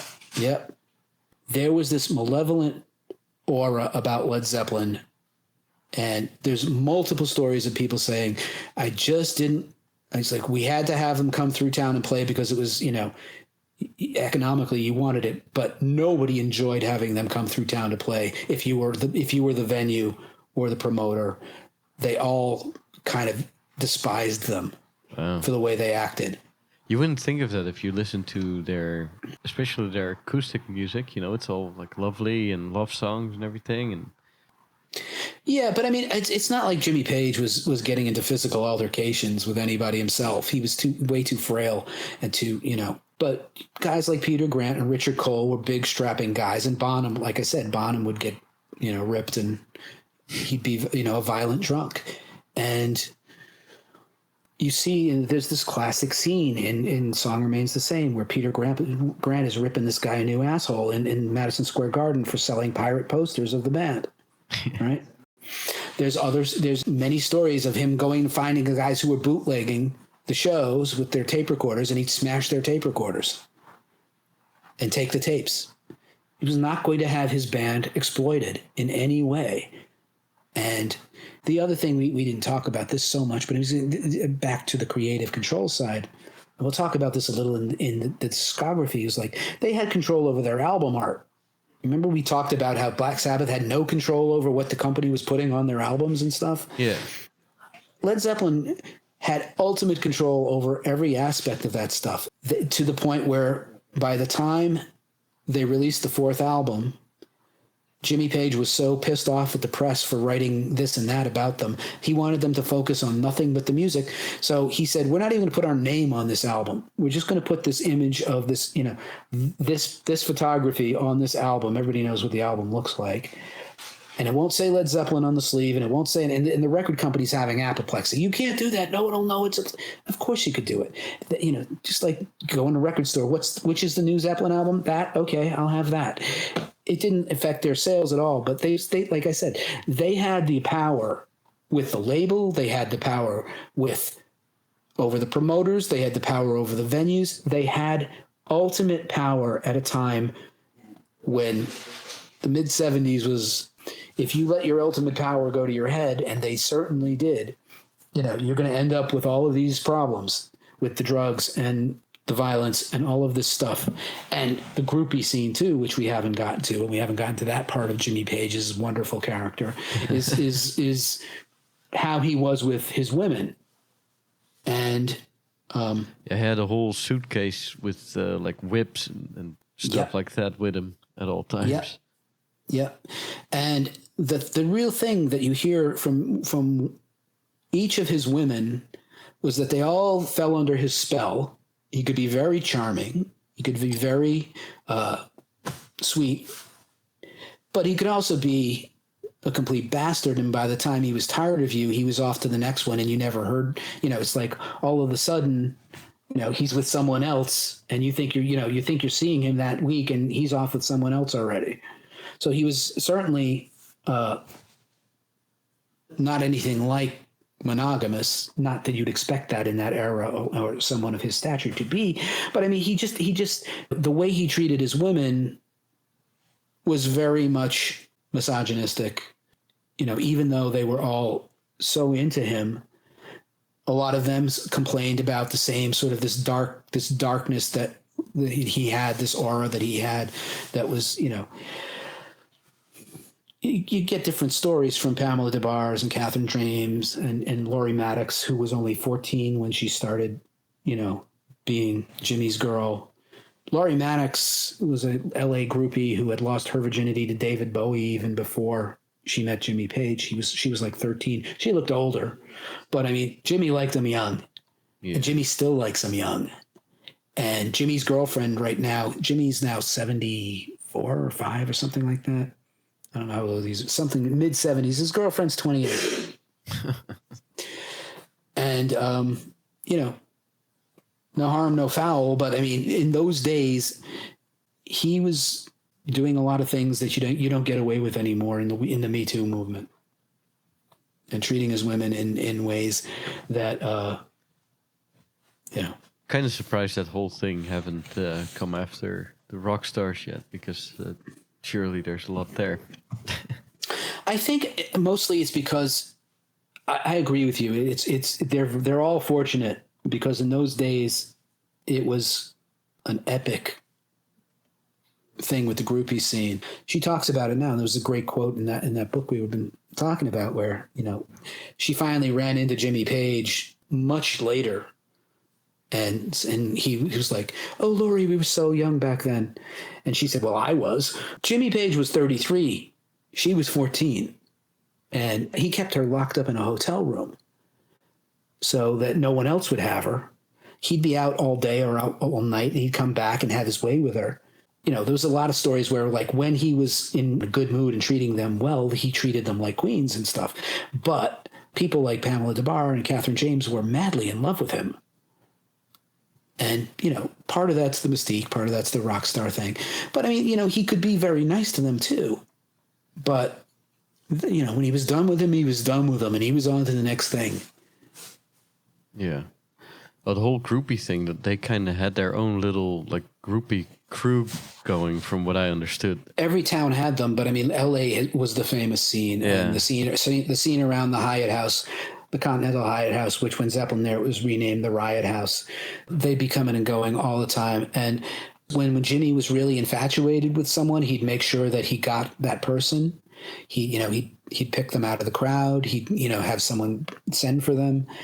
All he had to do was lift a finger, really, and he'd have what he wanted. And he could treat them, like I said, very well. He'd fly them over to England. He flew Catherine James over, and she lived with him for a little while, and then they flew her back. And when he was done with it, she was like, she actually had been like invited to stay, and he wanted to be with her. And then she realized she didn't really want that life, and her life was back in LA. But these other people like Pamela DeBar, she was the groupie who was really put it all in the first book about that. And she was with everybody from Page to Jagger to Keith Moon. She was with so many of them. Michael DeBars is the one she ended up marrying. There's this whole scene of groupies spread across certainly America, but probably everywhere. That in every town they knew, Sweet Connie in Arkansas and all that, all of those people were part of those scenes. But I mean, Jimmy had his own specific women that he was with, and then he had, he did marry some people. He wasn't faithful to them, but I can't speak to how any woman who's married to someone in Led Zeppelin or a band of that stature expects the husband to be monogamous out on the road in that era. Robert Plant wasn't either. Robert Plant usually comes off smelling like a rose compared to everybody else, but he had a wife and kids at home, and he wasn't being faithful either. So, but he wasn't dark and malevolent like Page was. Yeah, he always seems like a friendly, soft-natured guy. Well, he's a big old hippie. Yeah, exactly. At heart, yeah. So we talk about the weaknesses and character or lack thereof. You could point to Jimmy Page and say, okay, the womanizing, the drug use, the plagiarism, the not being able to this day own up to the fact that he was a womanizer, a plagiarist, and a heroin addict. He still won't talk about any of that. It's like, this is an ego vanity thing with him. And so as much as I love the music and the creativity and the vision and all that stuff, I see the man and his flaws as well.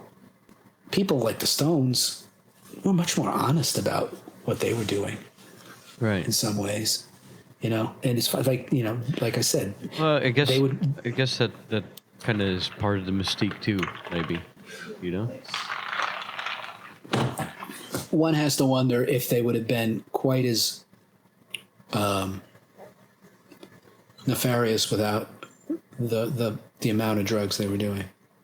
Right. For example, Keith Richards had a much bigger heroin problem in some respects than Jimmy Page. Either he just handled it a lot easier because he's Keith. But that guy is really... To my knowledge, no one has ever said anything about the way Keith treated women. Right. Mick, certainly a Lothario, and would go off with your girl. If you look the other way, your girl would be gone. And, but, other bands, they did a lot of the same things, but they didn't seem, like I said, they didn't have this menacing violence around them the way that Zeppelin did. For whatever reason. Were there any other bands during or after their reign that kind of had the same kind of vibe? They had the same kind of problems, but I mean, you can look at Aerosmith, and they certainly had all of the same drug problems, or worse, probably worse. But they weren't. I mean, I never got the impression that Steven Tyler's soul was as dark as Jimmy Page's. And junkies will behave like junkies, and when you're a junkie, all bets are off. You'll do anything, you'll say anything, you'll do anything to get your fix.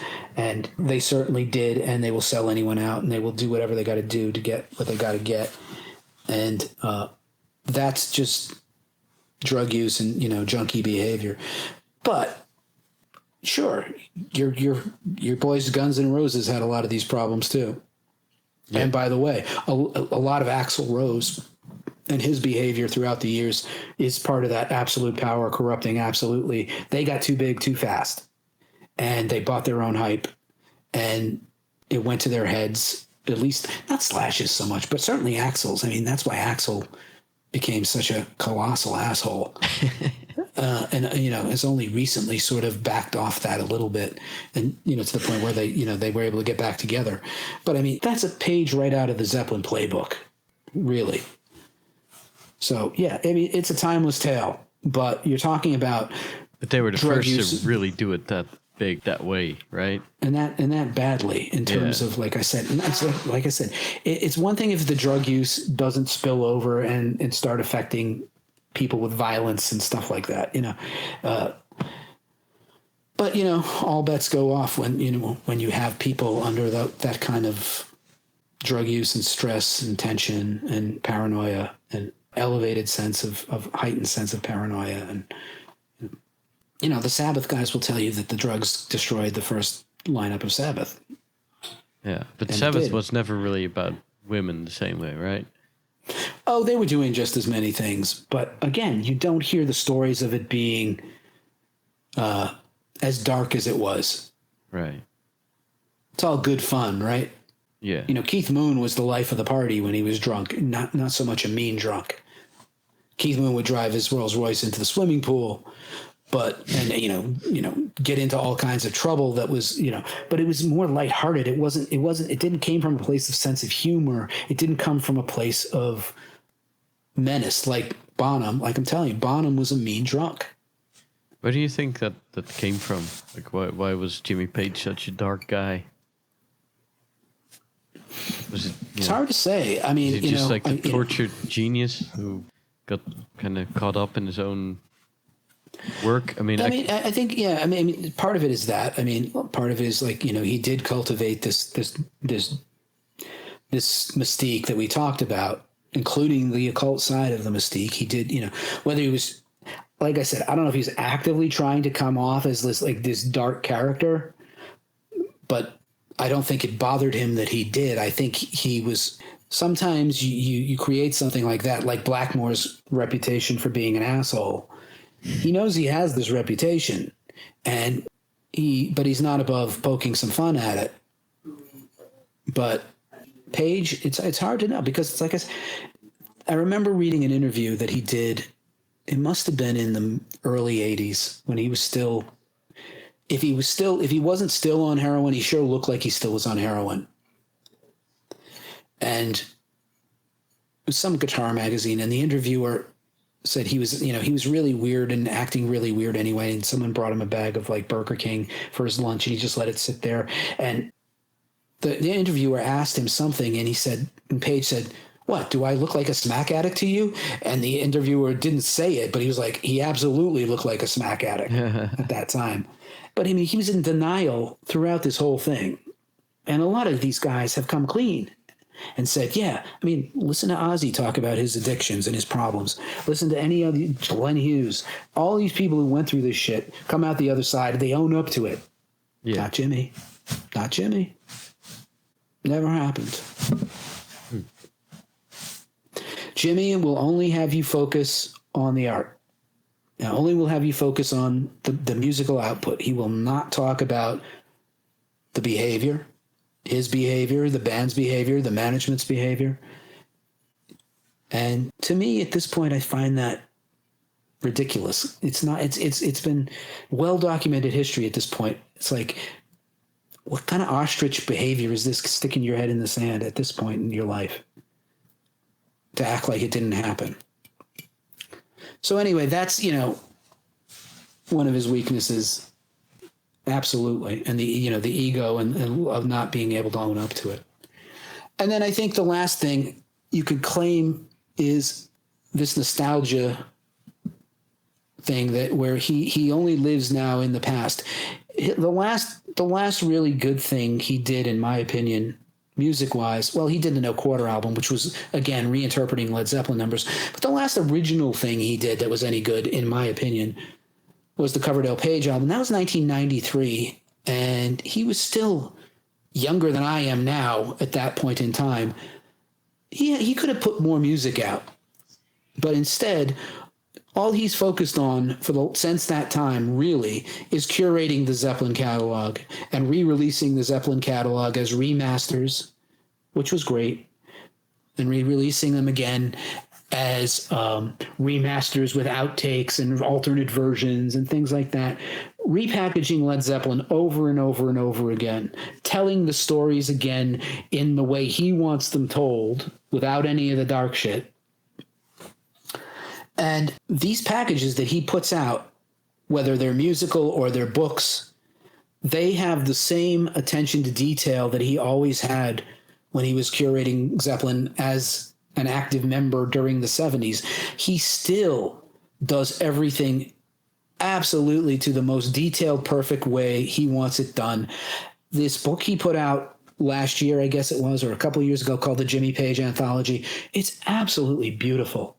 And it's a coffee table book that basically is the be-all and end-all of all of his possessions and gear. And again, he talks about his session days, all the way from his session days, all the way up through to the present. Every iconic piece of stage clothing that he ever wore, or even clothing that you've seen him in classic photographs of him when he wasn't on stage. Certain leather jackets he wore, pants he wore, all of this stuff. He has taken glorious photography of these things and put them in this big coffee table book. And then when you get past that, so you get into, okay, here's pictures of the dragon suit. Here's pictures of the white suit with the floral pattern on it, the silk white suit. And then it gets into all the gear and every guitar he owns. Picture of every guitar he owns, loads of pictures of them, every amp he owns, and the stories about where he got each thing and where he got this piece of gear, that piece of gear. Fascinating stuff. Really, really the be-all, end-all of all of the gear questions you would ever have.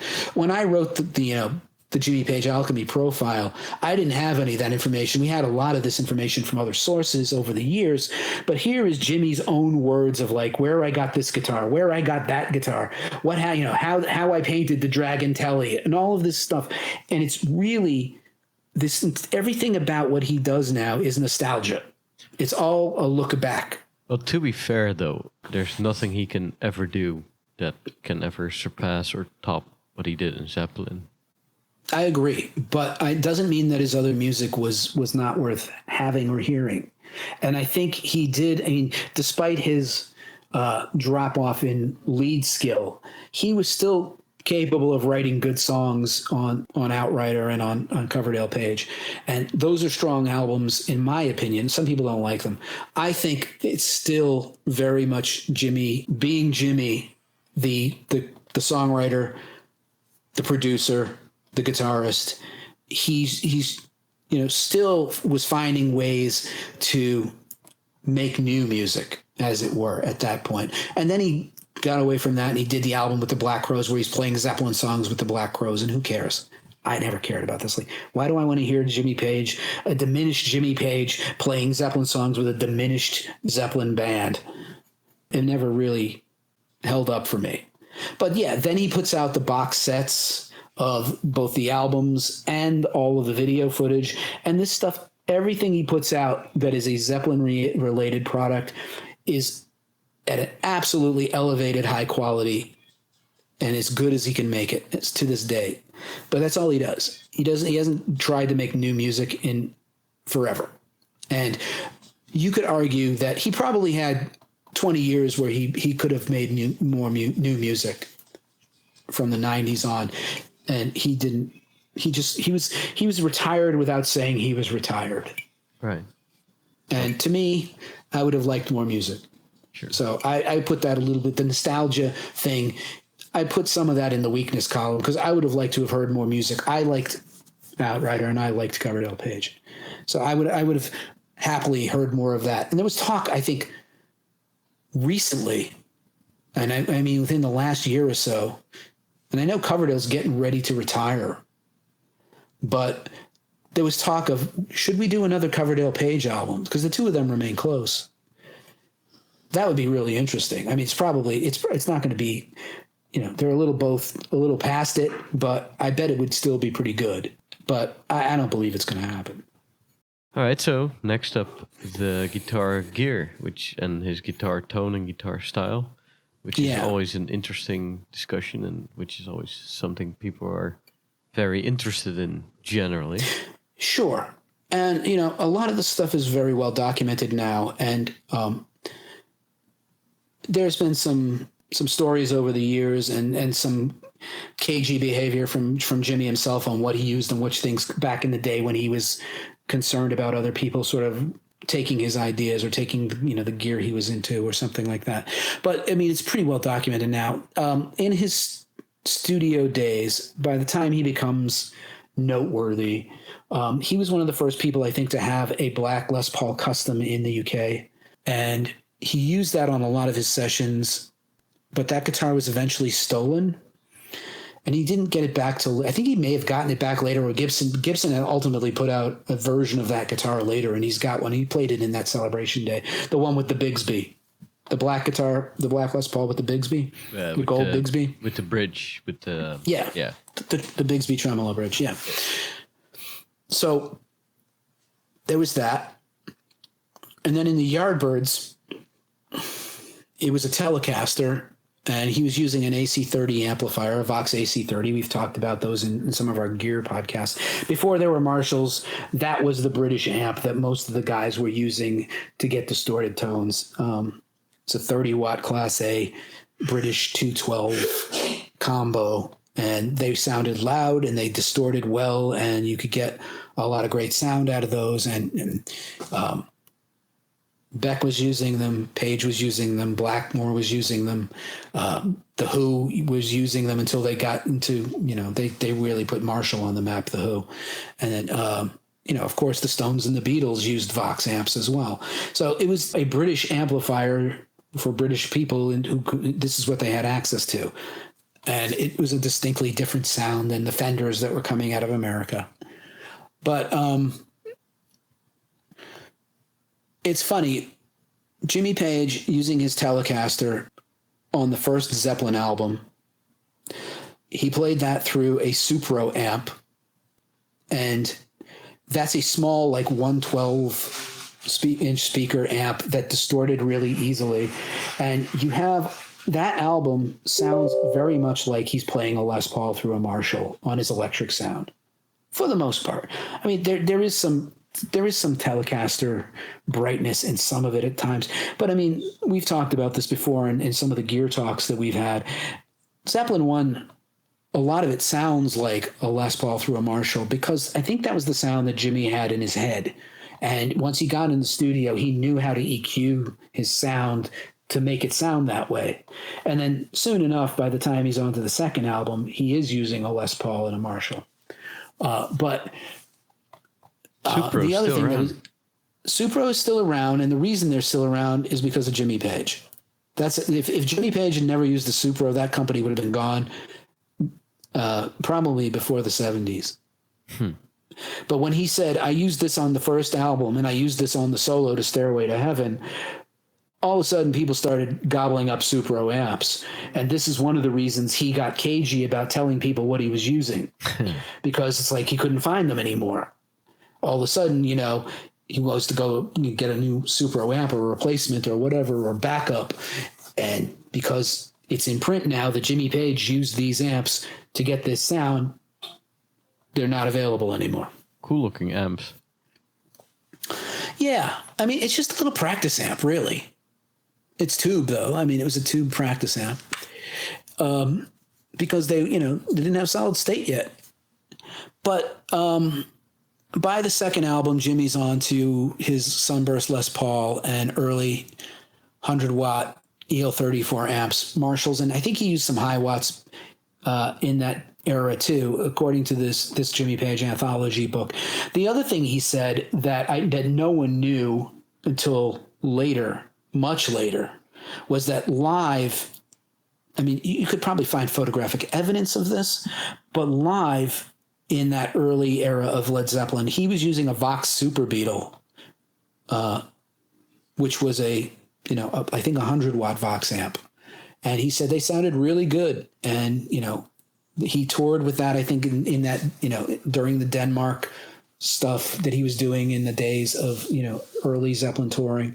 He was using a Vox Super Beetle. He had Rickenbacker trisonic cabs, which are these odd-shaped, almost triangular, wedge-shaped cabs. All of this stuff is chronicled in this Jimmy Page Anthology book now. I mean, I can go through this, but I mean, if you want the deep dive on Jimmy's gear, get this book. I mean, he talks about every little nuance of the aspects of things and the kinds of effects he was using at that time. The Super Beetle is a solid state amplifier. Yes, it is. Yes, it is. And did he use it because it just got really loud while staying clean, or what was the? I just, for whatever reason, he liked the sound of it, and for years he never mentioned that, because he said he's like, if I mention it, I'll never see one again. And fair enough, that did happen. So anyway, from around the time of the second album and the second, album tour, it's pretty much Les Pauls and Marshalls from that point on. And his main Les Paul is a 1958 that he bought from Joe Walsh. And I think we have a clip of him telling the story. But Joe Walsh basically said, you have to buy this guitar, Jimmy. This guitar was meant to be yours. And Jimmy's like, he ultimately said Joe was absolutely right. And that's been his number one guitar ever since. And ever since then, he has largely been associated with Les Paul Marshall type of tone, and was one of the guys who really did put that. He wasn't the first, but I mean, he was one of the guys who put that sound on the map and made that a tonal benchmark in heavy rock and what would become heavy metal. Which model Marshall amp did he use? He liked the hundreds. I mean, whatever, I think it's the 100 is the 1959 model, I think, or something like that. Plexi? Yeah, Plexis are, but I mean, Plexis were the earliest ones, but I mean, he was using them throughout the 70s. But he would use 4 to 6 cabs in his back line, 2 stacked, and the rest were on the floor. That's a lot. It's a lot, but it was not more than any of the rest of them were using at that time.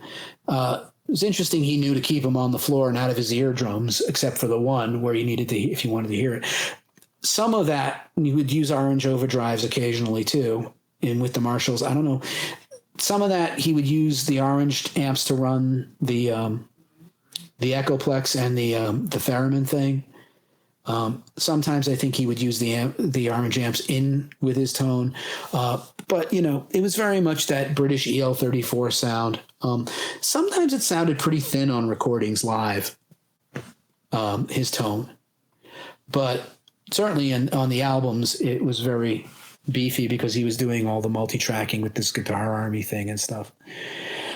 Acoustic wise, he had a Harmony acoustic, which was a comparatively cheap acoustic compared to like a Martin or a Gibson.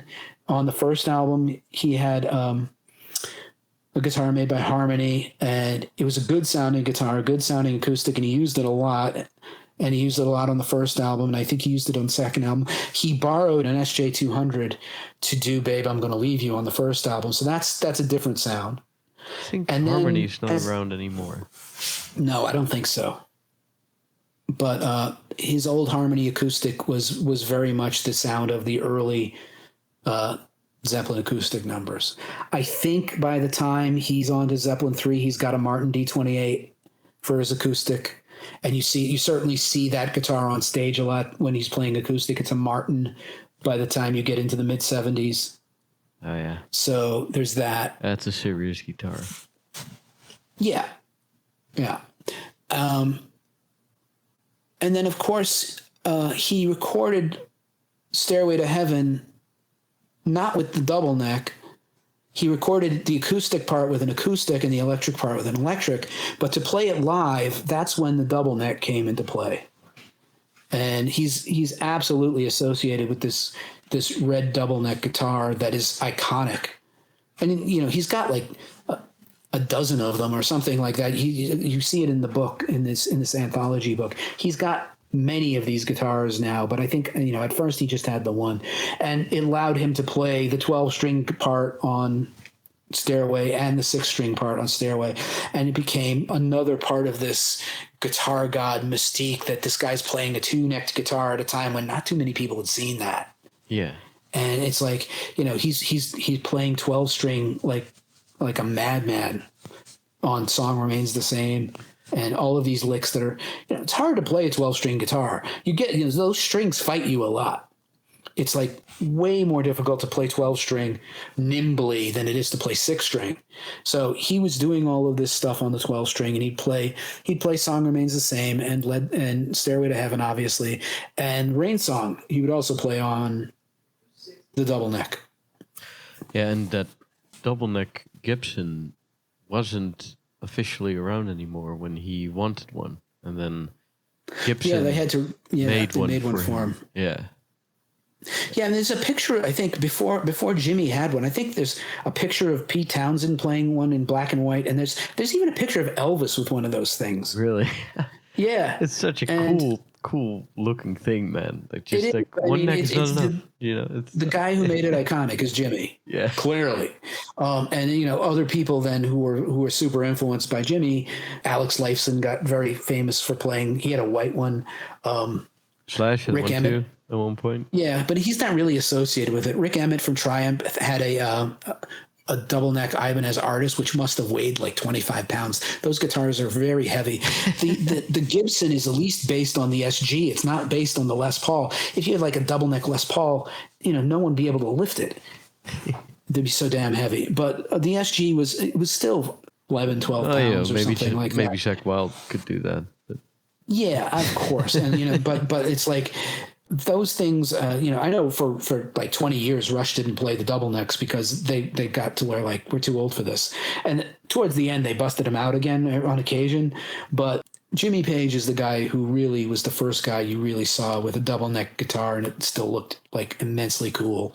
And it just added to that, whole thing he had, that whole thing in his image and everything. Yeah. And then he had this other guitar called a Dan Electro 59, which is really a cheap guitar. Dan Electro makes, they're still around. They too are probably still around because Jimmy Page put them really on the map. But they made guitars out of composite that are kind of like, glorified cardboard, really. That's what they're made out of, really. Like some sort of a composite particle board rather than wood. They're hollow bodied, and Jimmy found that they had a really interesting sound for doing certain kinds of things, like the stuff he would do on White Summer and Black Mountainside. And he would also play that one on Kashmir a bunch. He also there were times he played Kashmir on the Les Paul, but I mean, you frequently would see him bust out that for Kashmir. I find that they kind of have like a surf rock Beach Boy type guitar sound a bit. Not so much the way he uses it, but yeah. I mean, for him, I think it has this resonant quality that you don't get from a solid body. Yeah, there's a few times I just picked one up in the guitar store and played around with it. I was just like, this sounds like the Beach Boys. That's the first thing I think of. Right. And then after Led Zeppelin, as he got back into doing like the Firm, that band was associated with his Brown Telecaster. He has a Telecaster with a Parsons white B-string bender on this thing, which is a bizarre device that when you basically... It's built into like the strap lock so that if you push down on the neck, it pulls against the strap, and your B string, the note you hit on the B string, will bend. Oh, wow. And it gives you sort of like a pedal steel sound, like a twangy kind of thing. It's got a very limited usage, in my opinion. I never thought that guitar sounded like much of anything. He seemed to love it in that era. I never liked the way that guitar sounded personally. And I've never been a fan of what he did with the Firm, even though some of it's okay. But I mean, it's sonically, it just wasn't to my liking. It's an interesting mechanism, man. Yeah. It was Graham Parsons, I think, is the guy who invented that thing with this guy. Gene Parsons. Gene Parsons. Yeah. Gene Parsons and whoever White was. Yeah, you can have one custom built for $6,000 if you want. Yeah, and listen first and see if it's a sound you give a crap about, because it's, like I said, it's got a very limited use. So he had that going for a while. He has used Strats on occasion. The most notable place you'd hear a Strat is on the track In the Evening, where he does the whammy bar dip in that song, and that's a Strat.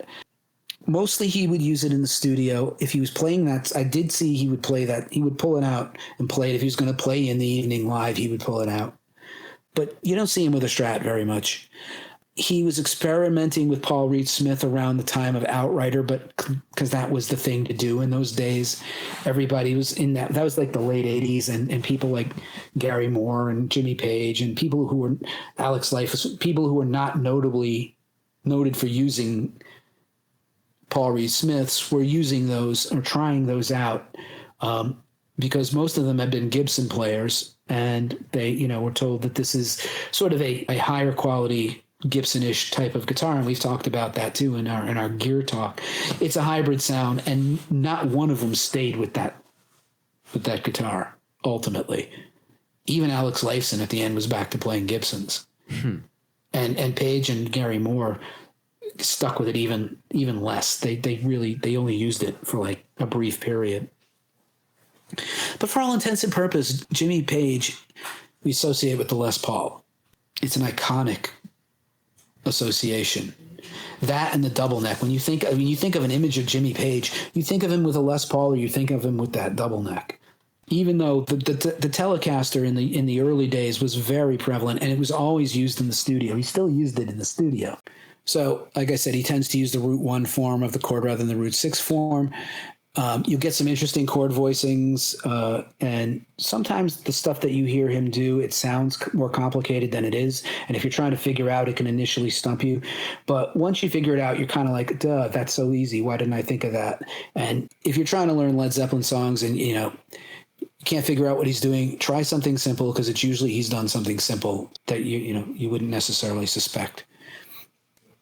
The other side of the coin is that many of Jimmy's songs, particularly the acoustic ones, do use the non-standard tunings that we talked about, that either some of them he invented himself, or is certainly responsible for bringing them to rock. And some of them are, very, very well-known tunings, but they're usually not open chord tunings like the kind of things you get with Keith Richards. Keith uses open chord tunings. Jimmy's tunings are different. And he was also one of the first players to popularize like the drop D tuning. That's when you take the lower E string a step down to D. Yeah. And that gives you all kinds of interesting riff possibilities. Which songs did he use that? I knew you were going to ask me that. Let me think about that. Let's see, 10 Years Gone. Kashmir. No. Kashmir's not in drop D. That's Celtic tuning. That's right. Yeah. 10 Years Gone is drop D. Kashmir is Celtic. That's D-A-D-G-A-D. Friends is open C tuning. C. Moby Dick is in drop D. 10 Years Gone is, I guess, in drop D. I guess Going to California's intro is in drop D. The most obvious example would be Moby Dick, that one. Yeah. So in addition to the chords he uses and the things he's doing that way, some of the most characteristic Page trademarks involve Jimmy's very unique sense of rhythm. We talked a lot about Iommi's sense of rhythm. Page's sense of rhythm is very unique too. We've talked about this a little too. He's very synced up to and plays off of what the drummer does and what the drummer has given him. It's pretty clear that he's often guiding his drummers on what to play so that he can work off of what they're playing. And characteristic things are like stop-start rhythms in Black Dog and Hot's On for Nowhere and Out on the Tiles, and staccato accents along with what the drum is doing that are synced up with the snare drum, for example, on like Achilles' Last Stand, where he's going da da da da da da da da da da da da da da da da da da. That is the kind of thing I'm talking about, where he and the drummer are doing the same rhythmic figure on the two instruments at the same time. There's a lot of that also in like the Wanton Song and Custard Pie. So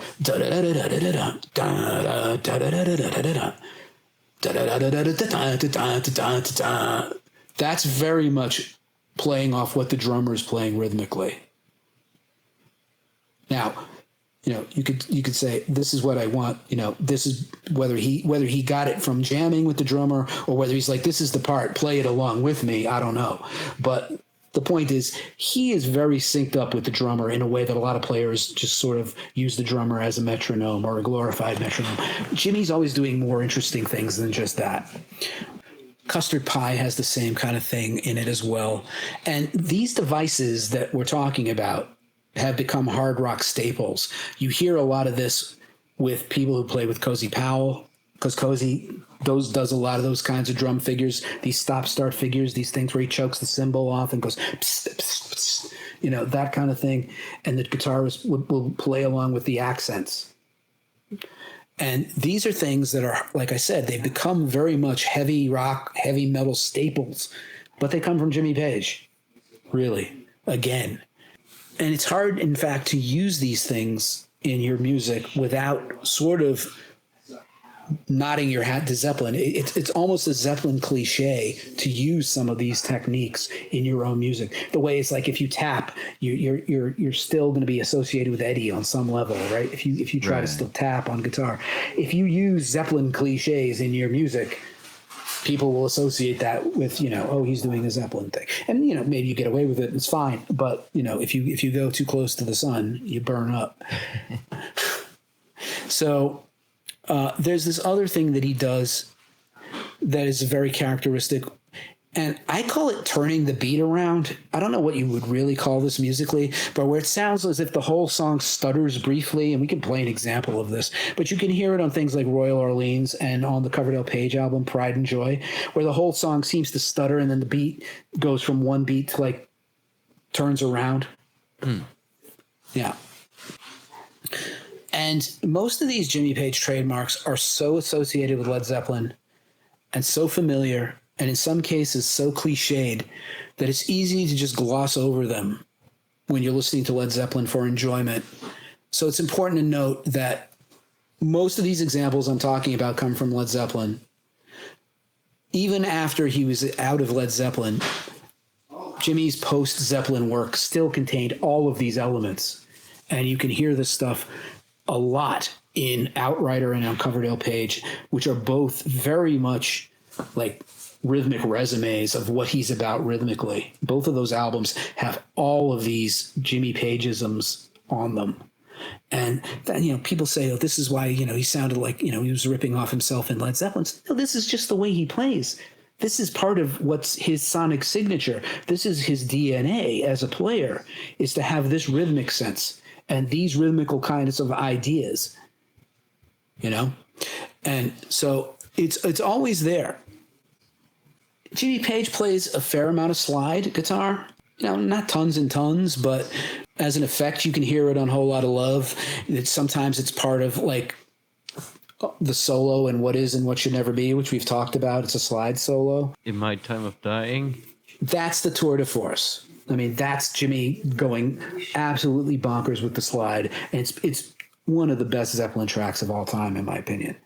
It's just so awesome from everybody's perspective.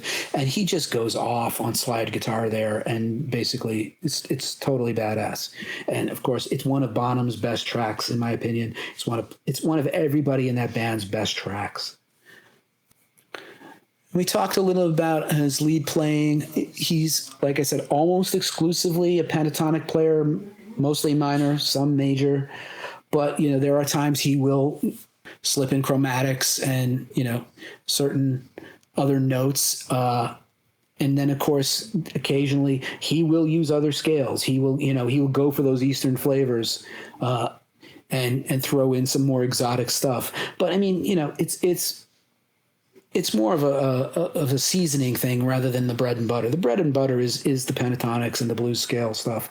You get plenty of hammer-ons and pull-offs and flashy repeating patterns and things like that. We talked about the fact that many of these licks are now considered, these Jimmy Page licks are considered stock hard rock licks now. And, how influential they were. His picking is very much a 70s style, blues style of picking. He's not what you'd call a pure alternating picker guy. He doesn't have that level of facility with his picking hand. He's rather sloppy picking hand by modern standards. Pretty heavy-handed, too. When he wants to be, he's heavy-handed, and when he wants to be, he can back that off and be pretty light. Back in those days, a lot of the guys weren't using the tiny, heavy, small picks that they use for lead these days. Most of these guys are using like medium thin picks that are the normal, Fender size pick size and stuff. And they were just doing that at that point in time. When he was doing his solos, he claims he didn't usually compose his solos.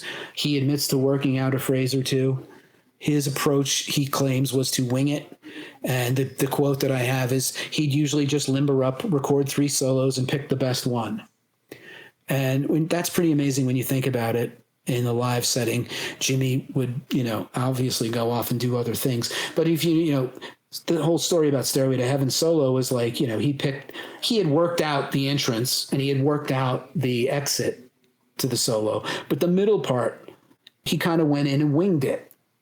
And there were three or I don't know, something like, you can find 3 or 4 takes of that, and they're all available. You can hear them. And the one that we all know from the song is clearly the best of the bunch, but his other takes were sort of impromptu. So he didn't like some people will go in and work out everything from the beginning note to the last note. He would work out a bit of it, and then the rest of it, he would sort of leave the door open for improvisation. And again, live, they would extend all these numbers, and you'd get, even in like the Stairway to Heaven solo, they would extend that to ridiculous lengths of being long and drawn out. Interestingly enough, it still mostly worked, but it didn't have quite, that impact of that tight solo that we all know and love from that song. But in a lot of cases, like Dazed and Confused could go on for a half hour. Yeah. And just make some random songs in there. From other and songs. it was just, that was that era of players, and guys would do that in those days. That's what you would get live. But in the studio, most of his solos were fairly concise. He would stretch out on occasion. There were some longer ones. The solo in Achilles' Last Stand is pretty long. But, he'd sometimes do a short one too, like in Celebration Day. It's, it's a quick little 16-bar thing. And very melodic too, like the one in No Quarter. I really like that one. It's very unique. Yeah, it's just, it's a lot of raunchy attitude in that song. And it's like, he was great at like, you're right. It's super melodic and super memorable, right? Yeah. You can remember them, you can hum them for the most part, but there's just like loads of attitude there too in a lot of these songs. And whatever that attitude needed to be. And sometimes the attitude's raunchy, and sometimes the attitude is not. And sometimes it's something else, but he was always able to come up with the right thing, whether it was a long solo or a short solo. And there's a story where he was like talking about, the Achilles' Last Stand solo, and John Paul Jones was saying, "You're not going to be able to solo over this. This is a weird progression. You're not going to find anything that's going to work." And Jimmy was saying, "No, I already know what I'm going to do over this. It's going to be just fine. Just trust me." And he comes out and pulls that ridiculous solo out. Some people think that's sort of like, we'll talk about it when we talk about Presence, but that's one of those tracks that people talk of like, point to as like sort of an early metal track, if you will. Right. It's compared to a lot of the other things, and that's a term Jimmy never wanted associated with Led Zeppelin. He runs away from that association the way Clapton runs away from being a guitar hero. Right. So we're down to vibrato. With Jimmy, you get some wide bends, but his vibrato itself is pretty narrow and quick and thin, kind of like himself. You don't get much whammy bar at all because he's always on a Les Paul or a Telly. But occasionally you get that B bender thing and mostly, I can't remember where that is. It's on Zeppelin, but it's more in the Firm. You'll hear that thing more in the Firm because he was using that guitar in the Firm. But that's about the story with his guitar style. Right. Do we have anything else to discuss regarding Mr. Page? I think we've covered everything, unless there's something you want to cover that I didn't bring up. And then, of course, there's discography we'll do tomorrow. But I think most of my comments and questions will be in that part, really. We only did, 4.5 hours? Yeah. It's almost 5 hours. It's not that much, Yeah. Yeah. Right. It's crazy. Well, I think this would be a good point to wrap up part 1. Yep. And we'll get on tomorrow, same time. And yeah, man. Well, thanks for listening, everybody.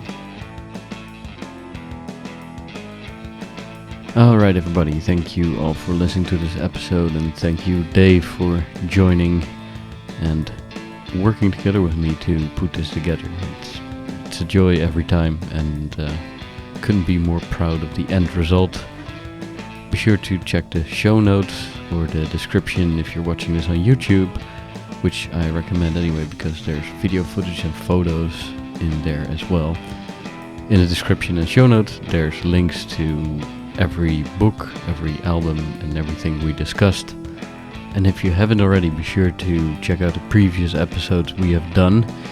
You can find it on the YouTube channel or on my website, diederik.blog. If you look for it, you'll find it. And also be sure to visit dinosaurrockguitar.com. Lots of great content there and the main inspiration behind these episodes. And that's it.